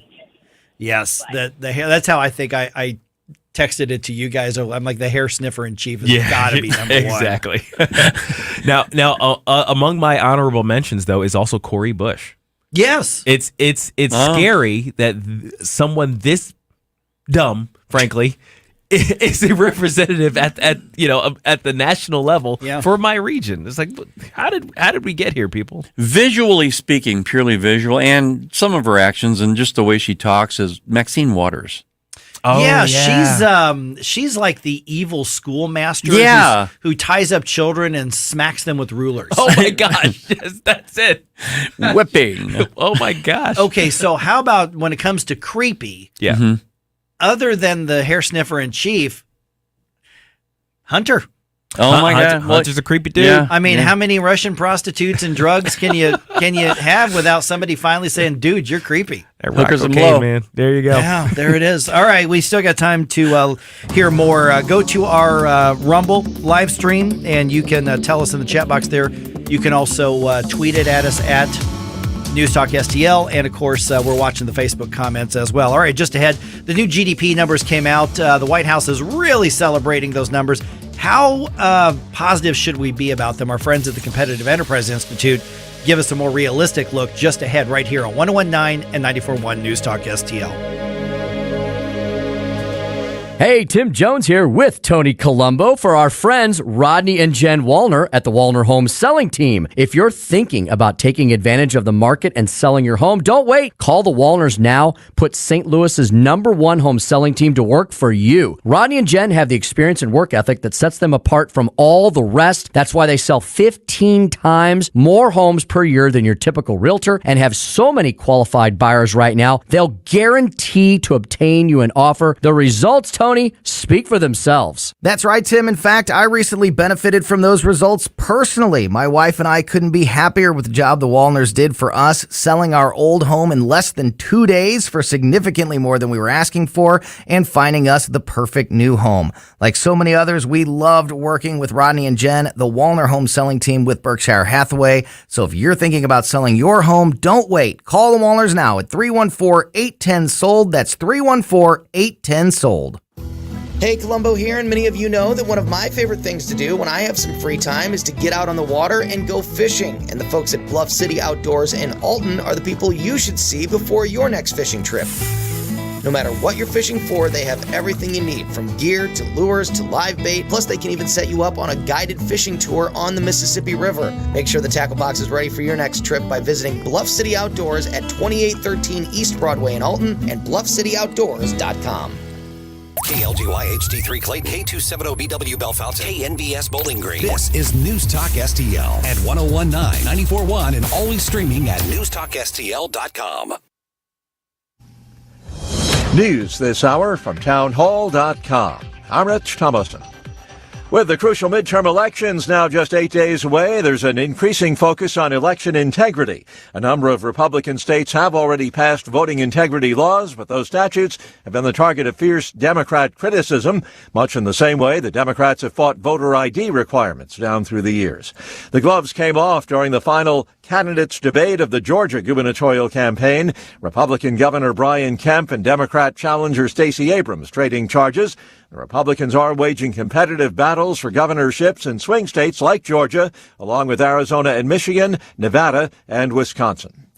Across Ukraine, a massive barrage of Russian airstrikes hitting critical infrastructure in cities like Kiev and Kharkiv. Experts say the strikes are in apparent retaliation for what Moscow alleges was a Ukrainian attack on its Black Sea fleet over the weekend. Loud explosions were heard across the Ukrainian capital in the early hours, some residents receiving text messages from the emergency services about the threat of a missile attack, and air raid sirens wailed for 3 straight hours. The authorities say in Kharkiv, 2 strikes hit critical infrastructure facilities and the subway ceased operating. Officials also warned about possible power outages in the city of Zaporizhia. I'm Charles de Ledesma. Shock and grief in Seoul, where more than 150 people died in a crush of partiers in a narrow alley in the South Korean capital over the weekend. An investigation's getting underway into how such a tragedy could occur and whether authorities might have been able to do something to stop it.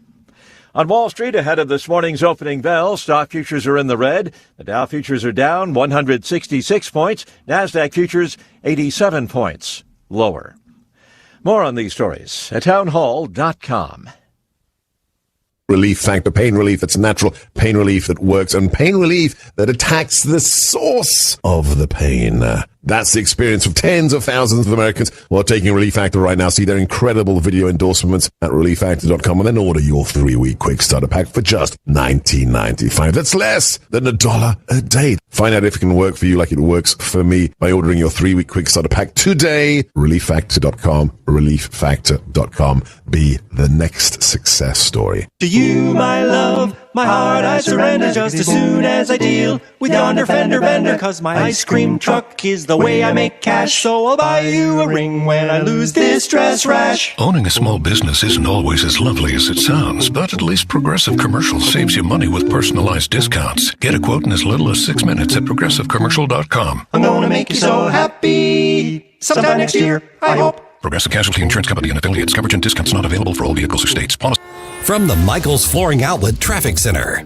Getting busy here in the last few minutes. Eastbound 364 at the Missouri River Bridge. We've got the 3 right lanes closed due to a crash. Traffic at a halt back to Upper Bottom. Eastbound 70 east of Zumbound. Now, this is a minor crash, but it's blocking the left lane, so traffic is backed up to Cave Springs. Southbound 170, 2 lanes are blocked approaching Highway 40. That's a crash. Traffic jam back past the Parkway. Their support sponsored by Blindster.com, and I'm Joe Sonderman from the News Talk STL Traffic Center. Do you need new blinds or shades? Blindster.com offers custom-made blinds, shades, and shutters shipped directly to you at prices less than big box retailers. Blindster blinds are easy to install and guaranteed to fit. Don't overpay for new blinds. Shop today and save big. Blindster.com. From the News Talk STL Weather Center. I'm News 4 meteorologist Kristen Cornett with your first alert forecast. We're going to continue with the chance for a few spotty showers or drizzle through the overnight hours as we drop down to 54. Some patchy fog developing as well. Some morning fog on Monday, otherwise cloudy skies with showers likely during the morning hours. Those showers should come to an end around midday with an afternoon high of 61 degrees. Dry weather expected Monday evening for the trick-or-treaters. Overnight will drop to 46. And then for Tuesday, sunny and warmer with a high of 70 degrees. That's your first alert forecast. I'm meteorologist Kristen Cornell. This hour of News Talk STL is brought to you by Rodney and Jen Wallner and the entire Wallner home selling team at Berkshire Hathaway. Call them today at 314-810-SOLD. 314-810-SOLD. I'm Dr. TJ, owner of the Institute of Natural Health, co-owner of Optimal Nutraceuticals, and the host of Wellness 101. Wellness 101 is designed to cut through the nonsense and provide you common sense, science-based information regarding health and wellness. On the show, we discuss topics like thyroid health, gut health, hormone optimization, and many others. Our show airs Saturdays at 10 a.m. and 2 p.m. and Sundays at 11 a.m. and 3 p.m. right here on News Talk STL. For more information, visit us at inhstl.com.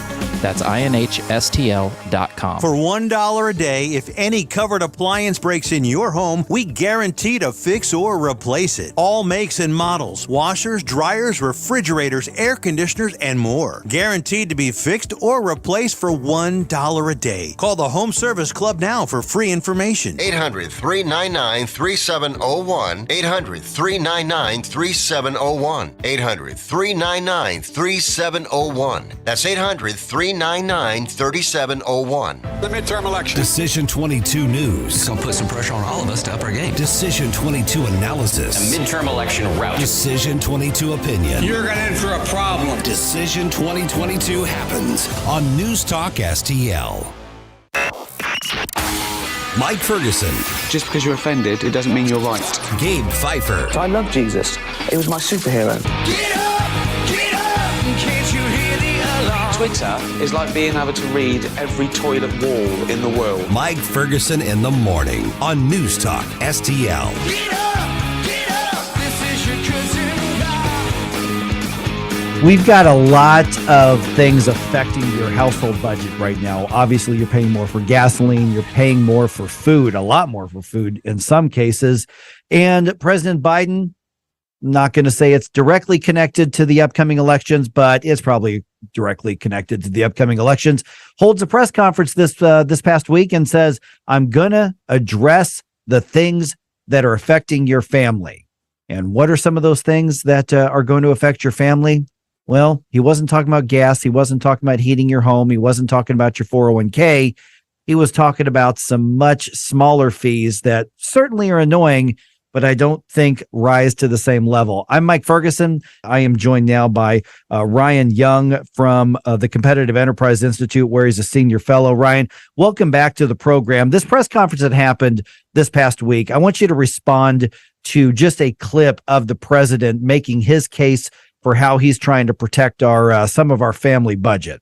Some airlines, if you want 6 more inches between you and the seat in front, you pay more money, but you don't know it until you purchase your ticket.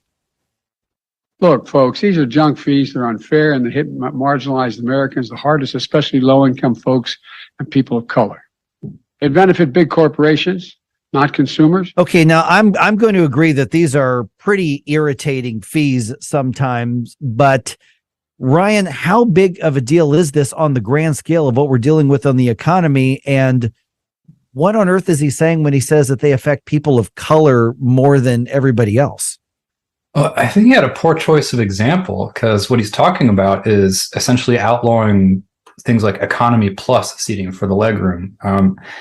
So a lot of what he's talking about and calling junk fees, is actually an example of something called unbundling. For example, if you want that extra leg, if you want a bare bones experience, you want to save money and fly as cheaply as you can, which a lot of people without a lot of means need to do, they can get that bare bones experience. If they want to pay extra for extra services, like that 6 inches of legroom, they can pay extra for that service. If they want to check bags, they can pay extra for that. If you don't need to check bags, then you can save money and have a lower ticket price, which makes flying more affordable for more people. That's called unbundling. It's not very popular because a lot of times you have to get out your wallet twice instead of once, but it's a way to keep prices low. It's an example of airlines being a competitive industry and trying to still compete with each other on price, despite a lot of concentration in the industry. So I think not only did President Biden choose a bad example, but it's a business practice that, even if it can be irritating, actually benefits a lot of the people that he's saying are being harmed by it. When you look at some of the other fees that he was talking about that he wants, his administration to address, those included everything from fees for bounced checks at banks to processing fees for buying tickets to concerts and cancellation fees with hotels. How much of this is actually the purview of the federal government? I mean, aren't we talking about basically contract law as opposed to consumer rights or anything like that?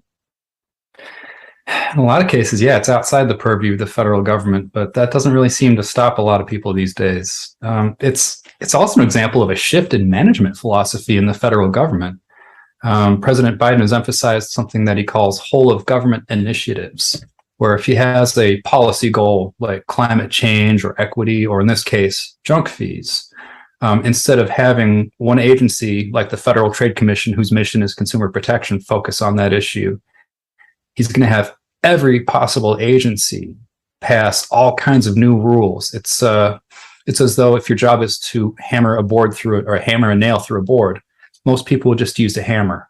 Under that whole of government approach, in addition to using a hammer, you would also use, I'm just looking at what's around me, an old book, a soda bottle, a box of Kleenex, to use whether or not it's actually suited to that task at hand. So we could see here, if this junk fee initiative is not just the FTC and other consumer protection agencies getting involved, but all kinds of rules from all kinds of departments. going well outside their mission statements, well outside their expertise, clogging the economy with new rules, and frankly, paralyzing the agencies with doing jobs they have no expertise in doing. It's a bad management strategy, regardless of whether or not you support the policy objective. We are visiting with Ryan Young from the Competitive Enterprise Institute. Let me back up and take, I think, a bigger picture look at this, Ryan. To what extent is it both good policy or even the proper place of government to be involved in consumer protection? Because what the president talked about this past week were things that they said are bad business. They think that it's bad for customers, but there's still an open marketplace. Customers can go somewhere else. So where does the right place of government in consumer protection begin, as opposed to just let businesses run the risk of losing customers? There's an old saying that I like for issues like this that goes that you don't have to teach grass to grow, but you do have to take the rocks off of it. A lot of the consumer protection problems that we see are often caused by regulations and caused by government. It's not the solution, it's the problem. For example, a lot of the problems with airlines in places where they are anti-competitive, well, there's a regulation on the books that says that only U.S. airlines can run flights inside the U.S. So when people complain about there being only 3 or 4 major airlines, well, there are dozens around the world that are perfectly capable of competing with them, but government keeps them out with regulations, and the domestic airlines love this and spend a lot of money lobbying to keep those regulations in place. If you take that rock off the lawn, you would see major improvements in airline service. And even with today's environment, the unbundling phenomenon where you don't pay for a service unless you use it, like onboard drinks or meals or checking your baggage for a fee, that allows people to fly more cheaply, which enables more people to be able to afford to fly, which is safer than driving a lot of times. So a lot of times when there are problems, government is the source of the problem. They should look at removing rules rather than adding them. And things are also a lot better than people think. When you dive beneath the surface, a lot of the unbundling and extra fees might be a hassle, but they also make things more affordable for people.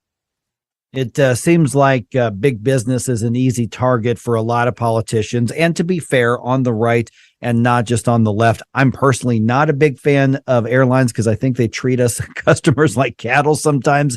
But that's where I think a market solution comes into place, in relation to what you just said. So when we're talking about policy matters like this, what's the right, I guess, frame to have that conversation, to talk about that free market, whether it's unbundling or whatever other aspect of this, versus government simply saying people are not happy with something or people are spending money on something that we don't think they should. Therefore, we're going to use the weight of the government to address that, because a lot of people will say, hey, if it saves me money, great, bring in government, without really thinking about the unintended consequences sometimes. Yeah, a lot of people don't think beyond stage one with these things. It is a hassle to get your wallet out twice instead of once, but you have to go beneath the surface. Why are airlines doing this? Why are they risking aggravating people, and in this case, regulators? They're doing it because it saves a lot of people money. It gets more people in the air at a lower price. The airlines benefit by this. The passengers benefit by this. And a lot of the existing problems from airline security, increasing the cattle aspect of travel, to regulations keeping valid competitors out of the marketplace. There's plenty for reformers to do. I suggest they look at removing those barriers instead of adding them. That's the approach to take here. All right. And of course, you do a lot of work in writing with the Competitive Enterprise Institute. Where do we get in touch with you and with CEI in general? Because this is part of my daily news and policy diet that I take in when I'm doing my work. Our website is cei.org. And for those of you on Twitter, our handle is also at cei.org, spelled out DOTORG. All right. Ryan Young, Senior Fellow with the Competitive Enterprise Institute. Appreciate you being on the program. I think a lot of people saw this and went, wait a minute, that's what you're talking about? We should be talking about all these other great big things, but I'm glad we're able to address what the president was talking about to give some clarity to that. So thank you so much. Thank you. As usual, Ryan makes some really good points. And you know that I always love it when you say, okay, we've got some problems with some businesses that charge us more than we want, then bring in more competition. Gasp, grab the pearls. You mean less government and allowing the free market to work? Imagine that. Well, did you agree? Did you disagree with what Ryan had to say? Love to get your thoughts on it. Let's talk about it. 314-912-1019. This is 1019 and 94.1 News Talk STL.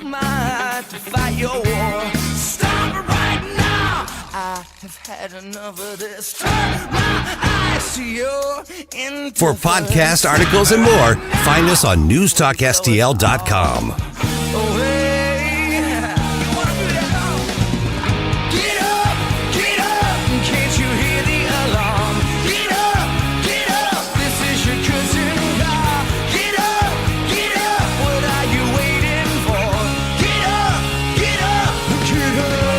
Get up, St. Louis. It's Mike Ferguson in the morning. Made in St. Louis for St. Louis.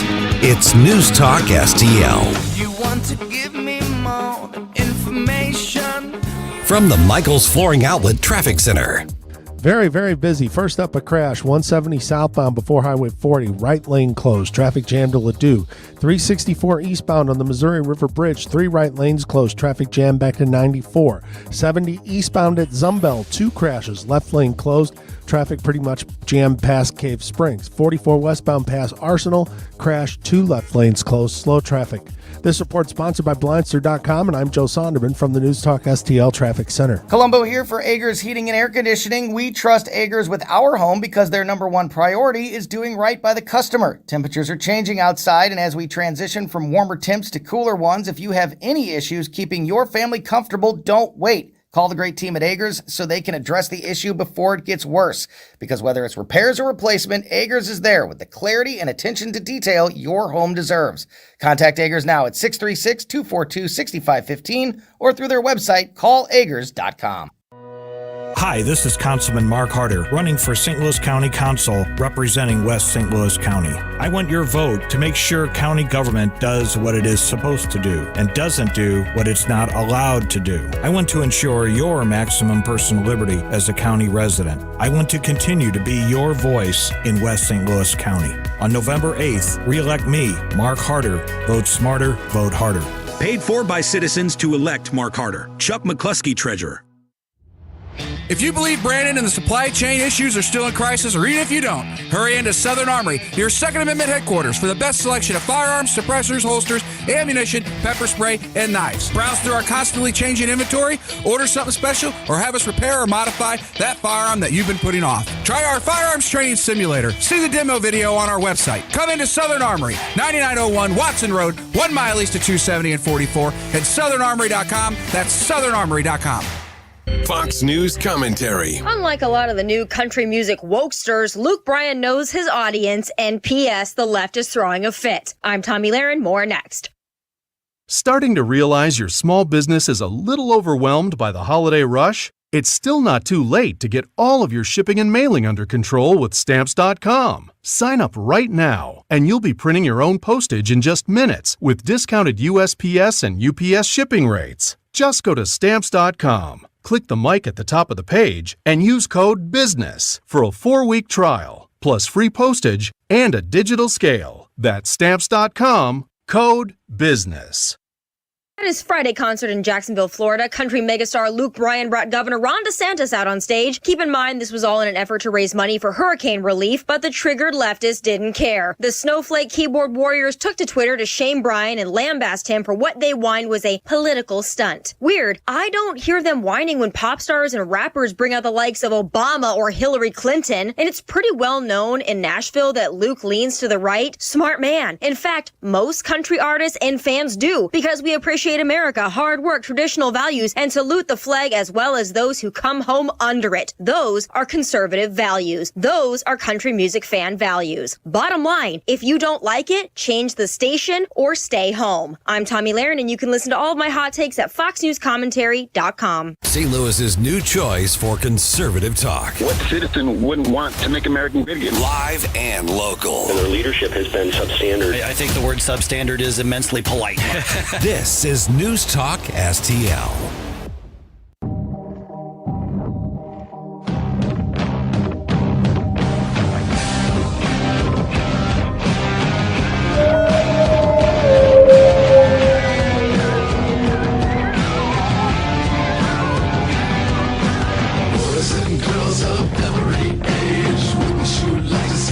Talk lines are open now at 314-912-1019.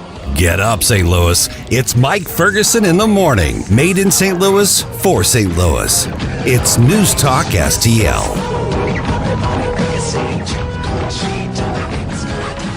The week ahead.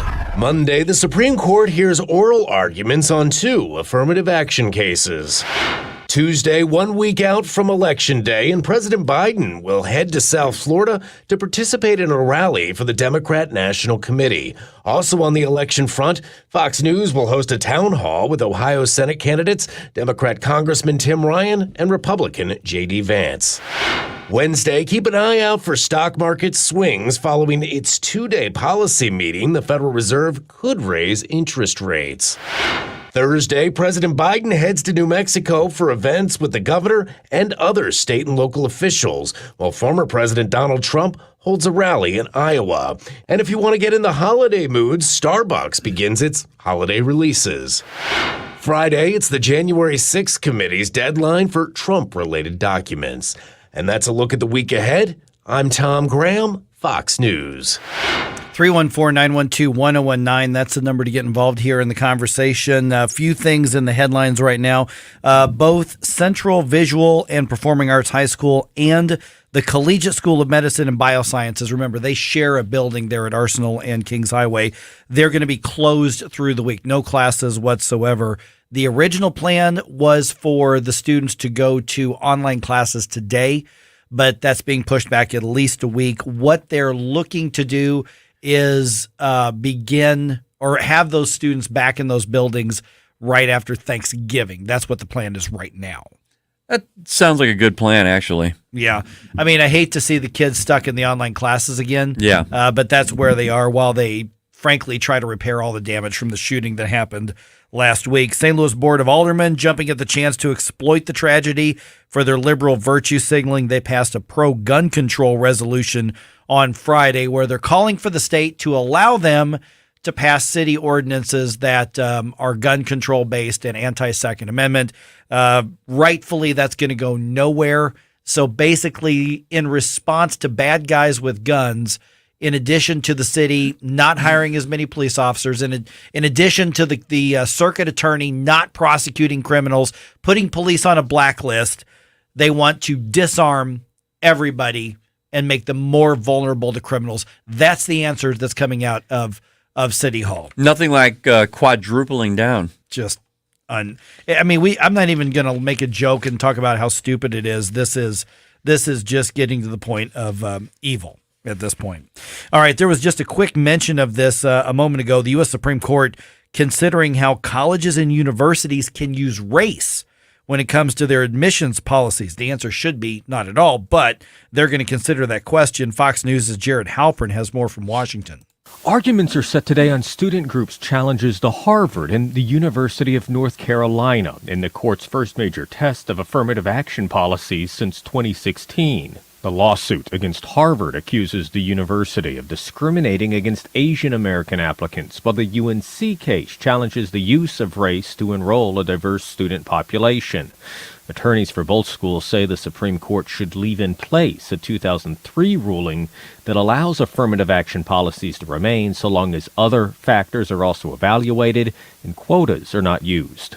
Jared Halpern, Fox News. In about 10 minutes, we're going to hear from Devin Westhill. He is with the Center for Equal Opportunity, commenting on those arguments that actually are going to begin here in about 35 minutes or so. So we're going to hear from Devin right around 8:35. All right, just over a week away from Election Day, Republicans, in my opinion, have a much more realistic take on what's motivating voters right now. Obviously, it is the economy, but let's not discount, of course, what the issue of violence and crime is going to bring to the polls as well. At a rally at Florida's Ave Maria University, which is in Fort Myers, Governor Ron DeSantis talks about rising crime in Democratic-run cities. And by the way, you can include St. Louis in that. In New York, you go commit these criminal offenses and they let you out without any bail. So people will victimize their fellow New Yorkers, and then before they even go into court, they're committing more crimes. Yeah, does it sound like any other cities you know? Yeah, a couple come to mind. Yeah, including, I don't know, here? Yeah. Jeez. Oh, man. All right. Early Friday morning, we mentioned this on the show as shortly after it happened. Speaker Nancy Pelosi's husband, Paul Pelosi, was hurt. He was attacked. There was a fight. Something happened during what police are saying is a break into their San Francisco home. Some of the basic information is brought to us now by Christina Coleman from Fox News. 82-year-old Paul Pelosi is in the hospital. He is recovering after that brutal attack. The House Speaker broke her silence and released a statement saying in part, quote, "A violent man broke into our home, demanded to confront me, and brutally attacked my husband, Paul. Our children, our grandchildren, and I are heartbroken. Police have not confirmed a motive in this case." Now, as for the suspect, 42-year-old David DePapi, the New York Post reports that Berkeley residents describe him as a drug-addicted homeless man and who was living in an empty, dilapidated school bus from time to time. Lawmakers on both sides of the aisle are condemning this violence. House Republican leader Kevin McCarthy said violence is wrong and has no place in our community. DePapi is going to be arraigned tomorrow on charges of attempted homicide, elder abuse, and burglary. So you've got clearly a massively mentally ill person. You know, one thing that's missing from that police report is verifying that someone said, "Where's Nancy?" I haven't heard. I've been reading the reports, and the police, someone said that. Someone brought that up. Someone said someone heard that. We don't know who it was that said they heard it. The police are saying that they don't know for sure what that is about. But, of course, the media is picking up on it. And the AP, Reuters, I'm looking at all these different places saying, yeah, they definitely did say, "Where's Nancy?" We don't know that for sure. The police don't know that for sure. Yeah, and it's in the meantime, you got an old man who's in the hospital with a skull injury. What went into that? Let's just say it seems very weird. I'm going to leave it at that. Yeah. Very, for very, now. very weird. I think when you read between the lines, I think there's just a lot of weird stuff going on there. Yeah. But, an 80-some-year-old man was hit with a hammer. And so he's hurt, and hopefully he's going to make a full recovery on this. So I would just encourage people also be kind of mindful of what you're putting on social media. There's a lot of people having a lot of fun with this. An 80-some-year-old man was hit in the head with a hammer. Can we remember that? I just want to put that out there. Basically, let's be classier than the left. Than the left, yeah, because I don't know if you remember what they said about Rand Paul. Oh, I remember. Yeah, it was pretty brutal. It was awful, and I'm saying let's not do that because that was gross what they did. But yeah, weird situation in San Francisco. So arraignment's going to happen tomorrow. All right, about an hour and a half ago, we got the official word from the XFL, the St. Louis Battlehawks. Coming back to the Dome in 2023. They are bringing back the name, bringing back the logo, bringing back the colors. It's going to be a different lineup because it's been, it'll be 3 years since the last time the XFL played. But hopefully the vibe of the Battlehawks can just pick up where we left off because St. Louis was absolutely the best-selling, highest attendance in the entire XFL. Before all the shutdowns happened, they were about to open the top ring of the Dome because the bottom kept getting sold out. They sold more swag than any other team, too. I tried to buy some in an information break a little bit ago. They don't have the XFL shop up yet. Yeah. Come on, guys. I want to buy a long sleeve t-shirt. We're ready to caw. Love that logo. So caw, law of the land. Yeah. Caw is the law. Caw is the law. It comes to football season. Hey, I don't watch the NFL again. This is going to be my football. I don't either. This is going to be my football. I am all in. Well, I watch college ball. Yeah, college football is good. But this is going to be my pro football. Yeah. All right, just ahead here, Devin Westhill from the Federalist Society and the Center for Equal Opportunity. How much should race be used when it comes to college admissions and the opportunities that come with it? Get to that conversation right around 8:35. The U.S. Supreme Court is hearing that today. We'll talk about it just ahead.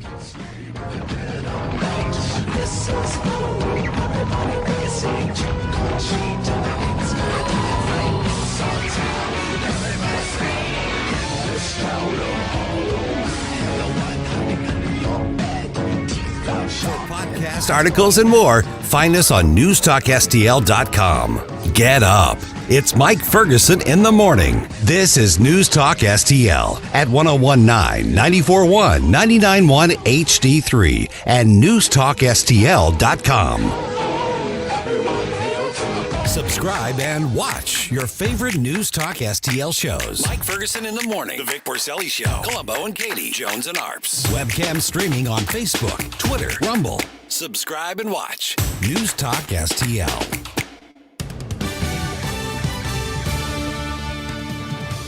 From the News Talk STL newsroom, I'm Joey Vasovich. Students at the shuttered Jana Elementary will be rezoned to 5 other schools after an independent report showed excessive levels of radioactive material. After Thanksgiving break, the school's 375 students will be reassigned to Barrington, Brown, Coldwater, McCurdy, or Walker Elementaries.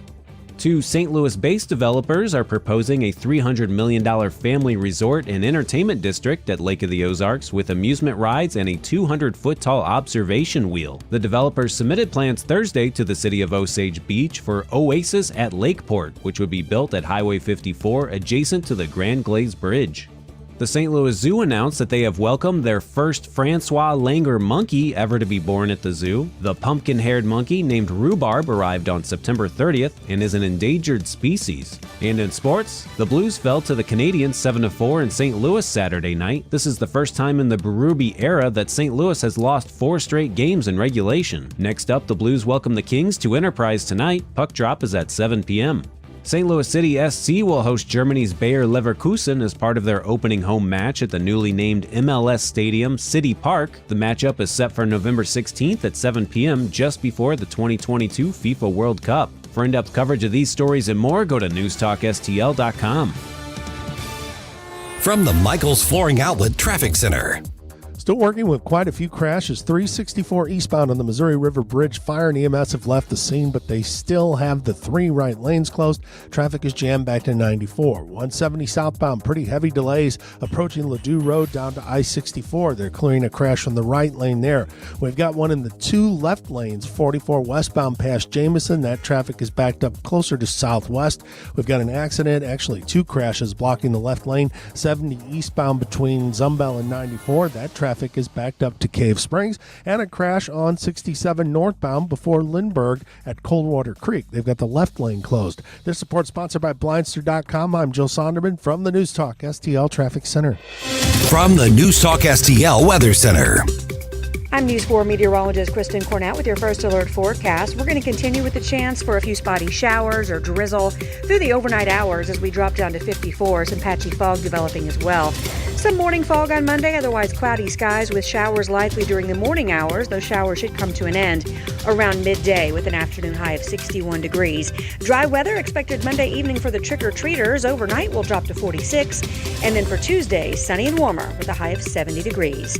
That's your first alert forecast. I'm meteorologist Kristen Cornett. Mike Ferguson here. Retirement should be a time you can relax. No more stress from work. But there's one thing you can't forget about when retiring. That's your money. Do you have enough saved to fund your income for life and keep up with inflation? How will you claim your Social Security benefits? And what about long-term care? The ClearPath Wealth Management Group at Stifel is here to help answer all of these questions. You can hear their latest views on the markets and investing during On the Money, hosted by Stifel financial advisors Bob Stockdale and Eric Robert every Saturday morning at 9 right here on News Talk STL. They can help you get organized, guide you through critical retirement decisions, and create an investment portfolio designed around your needs. To schedule your free retirement plan consultation, go to clearpathinvesting.com. That's clearpathinvesting.com, or call 636-695-2650, 636-695-2650. Stifel Nicholas and Company Incorporated, member SIPC and NYSE.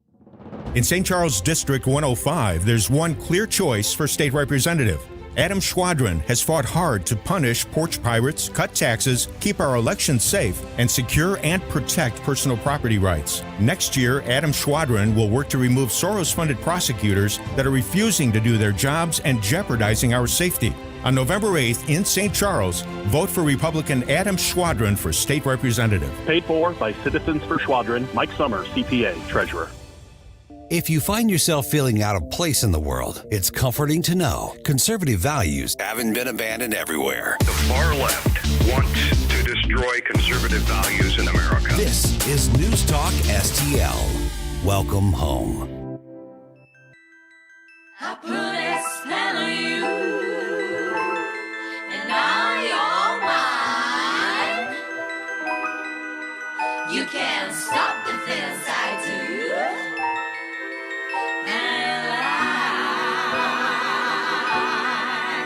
It's been 300 years, right down today. Now the witch is back. Talk lines are open now at 314-912-1019. Get up, St. Louis. It's Mike Ferguson in the morning. This is News Talk STL at 1019, 94.1, 99.1 HD3 and NewstalkSTL.com.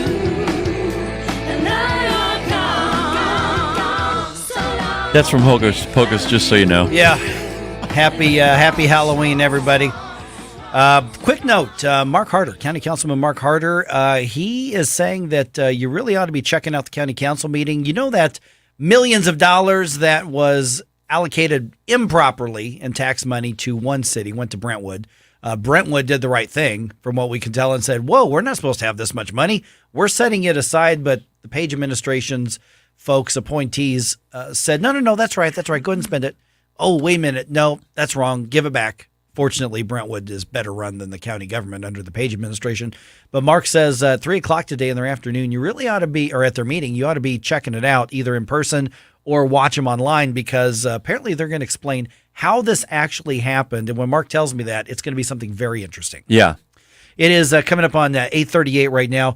U.S. Supreme Court is going to hear, among the many cases they're going to hear in their new session, challenges to race-based affirmative action policies. This involves one private university. This involves one public university. All of it obviously involving, public money when it comes to grants and tuition assistance and everything. Devin Westhill from the Center for Equal Opportunity joins us right now. Devin, let's start with the basics. We've got University of Michigan, and I'm drawing a blank on the other. I want to say it was Duke, but I could be wrong about that, or North Carolina. And what we've got here are basically challenges saying that using the race factor in admissions is in fact discriminatory in and of itself. Set the stage for us? That's correct. Very happy to be here with you. The two schools who are being challenged in terms of their use of race in college admissions is Harvard and the University of North Carolina. As you suggested, one being private, that's Harvard, and one being public, that's the University of North Carolina. Way back in 2014, a group of Asian Americans sued those schools, saying, look, the way in which your use of race in admissions is playing out is that we're really getting the shaft here. And the evidence deduced at trial suggested as much, that Asian Americans had to score much, much, much higher in their academics than a similarly situated applicant who was black or Hispanic. These litigants say, look, this is illegal. Based on the court's precedents, saying you can't have quotas, you can't have ceilings on how many people of a certain race can be admitted to a school. And you know what, Supreme Court, you should overturn your 2003 case that says the use of race can be a factor that schools take into consideration in reviewing applications. A lot of the state admissions of schools, along with businesses and governments everywhere, is to promote diversity. Why would promoting diversity through we are going to have some spots for some people of different demographics, why would that be something that is illegal, even if it is discriminatory, if they say, but we want to make sure we have a racially diverse campus? Well, it's illegal because the Constitution in this country says that all states must treat their citizens equally under the law. And, of course, we have civil rights laws that say just that as well. You cannot discriminate on the basis of race. It doesn't matter if you think that diversity is a good thing, and quite frankly, that's, really not something that's at issue here, right? The Supreme Court has said, look, we think it's a compelling interest to have, campus racial diversity, and schools can narrowly tailor their use of race to promote that diversity. But the the law that is higher than what 5 justices on the Supreme Court have to say about it is the Constitution and the civil rights laws of this country. It's very, very clear that using race as a factor is illegal. One of the arguments made in the past for race-based affirmative action programs has been, okay, but there are people who otherwise would not get opportunities that come with college admission, particularly prestigious universities, and disproportionately Black and Hispanic applicants don't get in. That's one of the arguments that have been made. Is there a case to be made for maybe economic opportunity that parallels racial demographics? I think there's a case that can be made for that, right? But what we're talking about here is admitting someone based on the color of their skin or who their ancestors were who experienced hardship or outright oppression and atrocities, which is a fact of the history in this country, the fact of world history. Whether or not those things should affect or weigh in on who gets admitted, right? The color of someone's skin and who their ancestors were who experienced things that they themselves did not experience. I think there is a case that can be made for socioeconomic hardship and providing a plus factor in admitting applicants, but that's not what's at stake here. Yeah, that's why I wanted to ask that question, because that's one of the main arguments, that, as I recall, for affirmative action programs. But what we're talking about here doesn't have anything to do with actual socioeconomic status. It really is just based on the color of skin. That's exactly right. And I'll say also, when affirmative action was outlawed in the state of California, the state of California decided that by referendum that they were not going to allow the use of race in contracting and employment and in higher education. We saw actually that Black and brown students graduated in higher rates. There are more of that demographic in University of California system, and in fact, their GPAs rose on average. So the idea that just because we don't have affirmative action, that everything's everyone who is an underrepresented minority is going to no longer be able to go to college or advance to a higher socioeconomic station in life really is just a fallacy. We are visiting with Devin Westhill from the Center for Equal Opportunity. Devin, I've just got a minute or two left. What do we know about the arguments that the universities are going to bring to defend their policies? What do we know about them, and what is your take on them? Well, I think basically what we're going to hear today, arguments start at 10 o'clock in the UNC case, and then Harvard will follow after that because Justice Ketanji Brown Jackson is recused from the Harvard case, but will participate in the UNC case. What I expect to hear, and from Harvard and UNC lawyers and also from the government who are going to be arguing in these cases is, look, the law is settled here. We've got a nearly 20-year precedent that says race can be used as a mere factor, among many others, in the pursuit of benefits that flow from campus racial diversity. We know that there are plenty of them, and the Supreme Court says this is compelling. We should, allow the law to stay the way it is. But if the court decides it needs to revisit this, we ought to just be told that we should more narrowly tailor our admissions criteria and the use of race, and the Supreme and the Constitution and the civil rights laws of this country don't ban this type of activity, and that's what I expect from that side of the argument. So really, when we look at the possible outcomes, it's not just an up or down thumb vote. There could be a range of outcomes on this, not just yes they're legal or no they're not legal. That's right. There's a whole range. In fact, they are currently, use of race in public life is illegal unless and until it is narrowly tailored, which is the legal terminology for this, to something the court has allowed. Right, a mere factor in admissions criteria, not a determining factor, for example. All right, Devin, where do we get in touch with you? Tell us about the Center for Equal Opportunity and where we can find it online. Well, thank you very much. The Center for Equal Opportunity's website is CEOUSA.org. It's an organization that's been around almost 30 years. We conduct studies of racial and ethnic preferences. We file lawsuits or file briefs in federal and state courts, and we try to influence public opinion by writing, speaking, and media appearances. I post quite frequently on my Twitter. It's at Devon, DEVON, West Hill. You can find me there, too. All right, Devin, appreciate you being on the program. My pleasure. Thank you. All right, 314-912-1019. This is 1019 and 94.1 News Talk STL.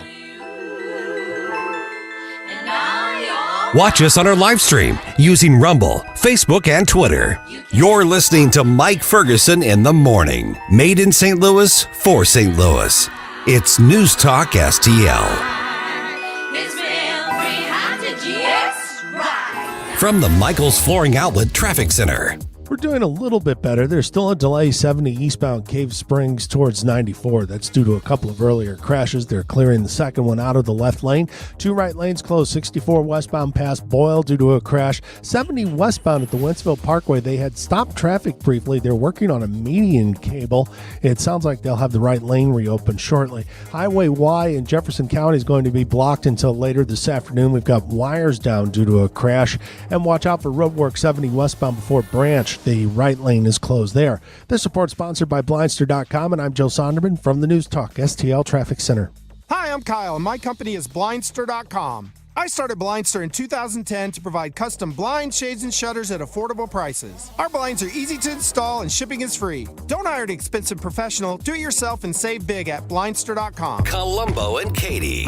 Monday marks the beginning of the home stretch to the midterm elections. Unbelievable. It's going to be here before you know it. And I will get you all the news and info you need to start your week.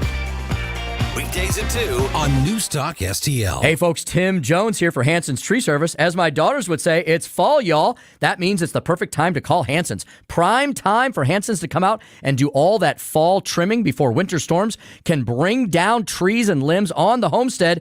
Get on the Hanson's schedule for winter dormant oil applications to protect your trees from insects taking shelter over the winter, and a perfect time for Hanson's to put you on a preventative plant health care program. Everything you need for winter can be found at Hanson's. Hanson'sTree.com. From home improvement to replacement, do-it-yourself electrical projects can be shocking. That's where Grasser Electric can help. They've been lighting up St. Louis for years. From ceiling fans and dimmer switches to repair or replacing your electric. No job is too big or too small for your home or business. Grasser Electric will even install emergency backup generators. So call Grasser Electric today before the sparks start to fly. 636-441-5200 or go to grasserelectric.com.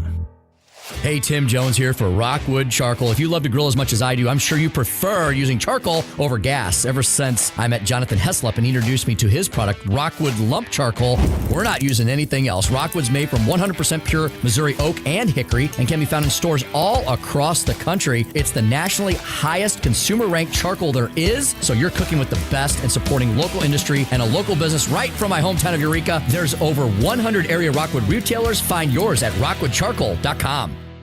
Welcome home to St. Louis's new choice for conservative talk. Joe Biden has made Americans poor. They have no plan to fix all the problems they created. 1019 and 94.1 News Talk STL.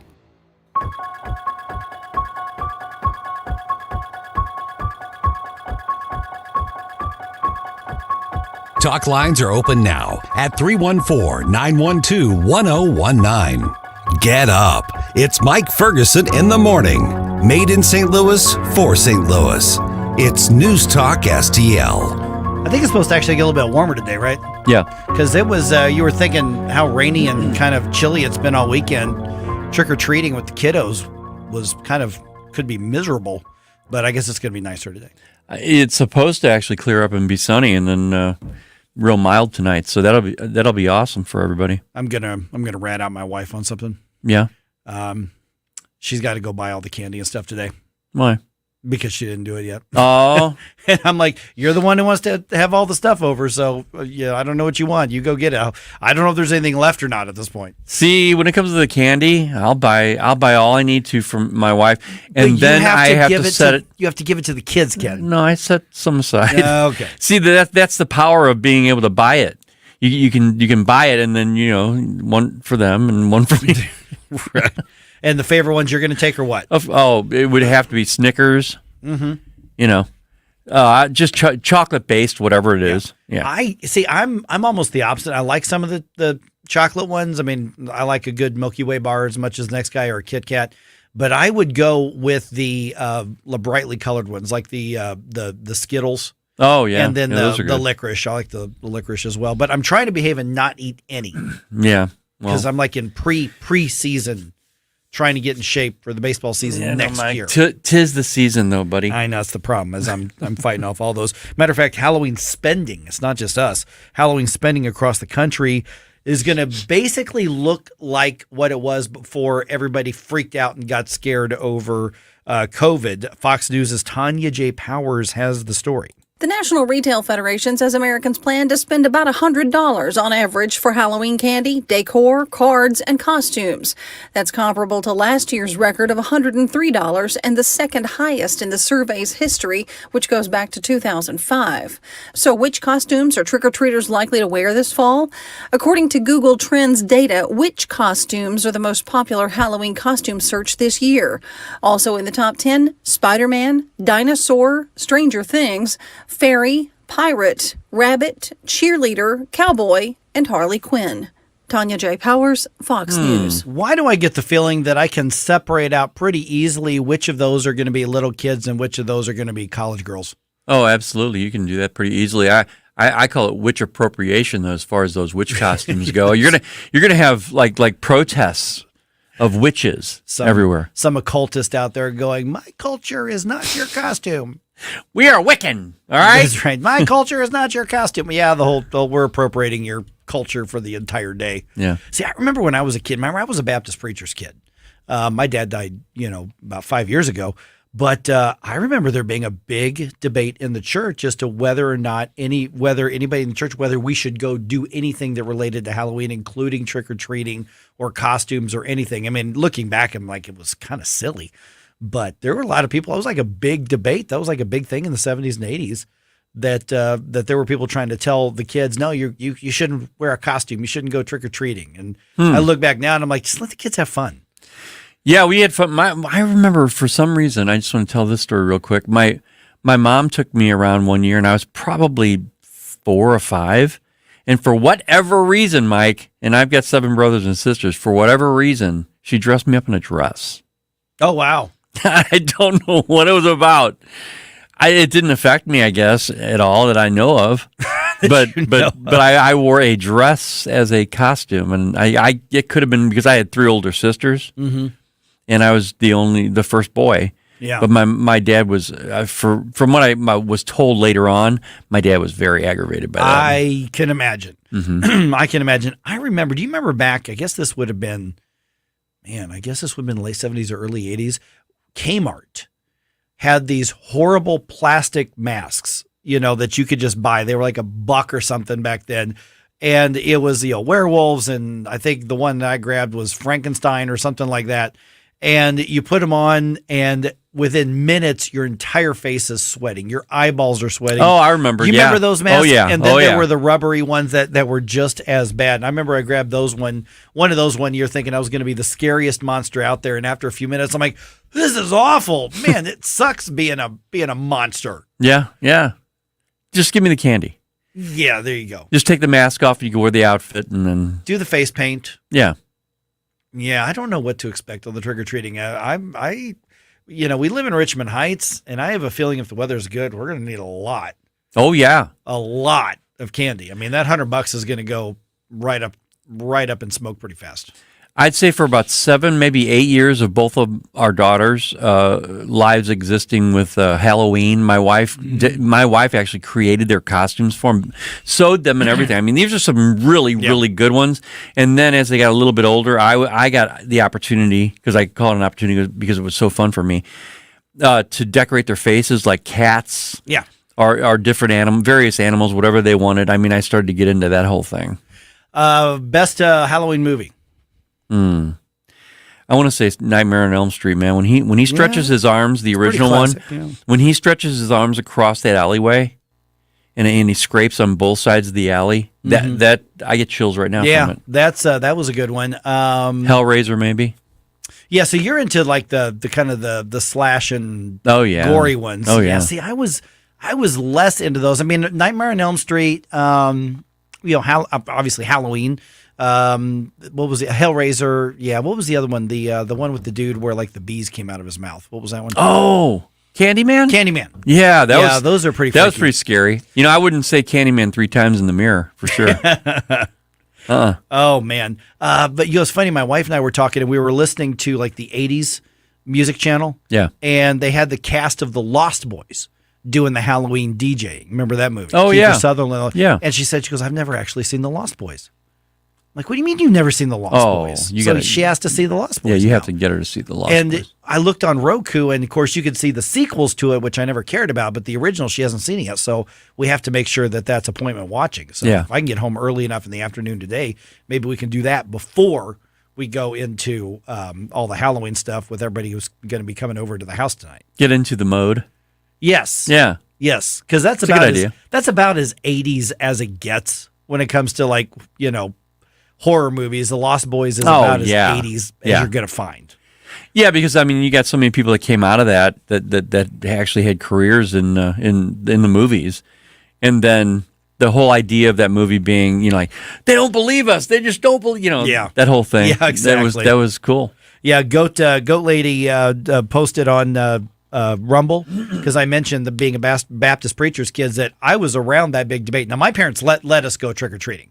They didn't have any qualms that there was just a big debate. She said that her parents never gave her any grief about that. That was fine, but they just didn't do occult costumes, which is exactly the way it was in my house. I will tell you one funny story from when I was a kid. My brother, chickenpox was running through the school, and my brother had it about a week and a half or 2 weeks before Halloween. Yeah. Which means I had it on Halloween. Oh, that sucks. That sucks. How old were you? I would say probably 5 or so. Oh, that's perfect. And I made him carry 2 bags and explain to every house that he gave me chickenpox and he was trick-or-treating for me too. So I still had a candy haul. Well, that was smart. Yeah. And I probably had more candy than he did. Yeah, I totally bullied him. Completely bullied him. And you know what? I said what I said.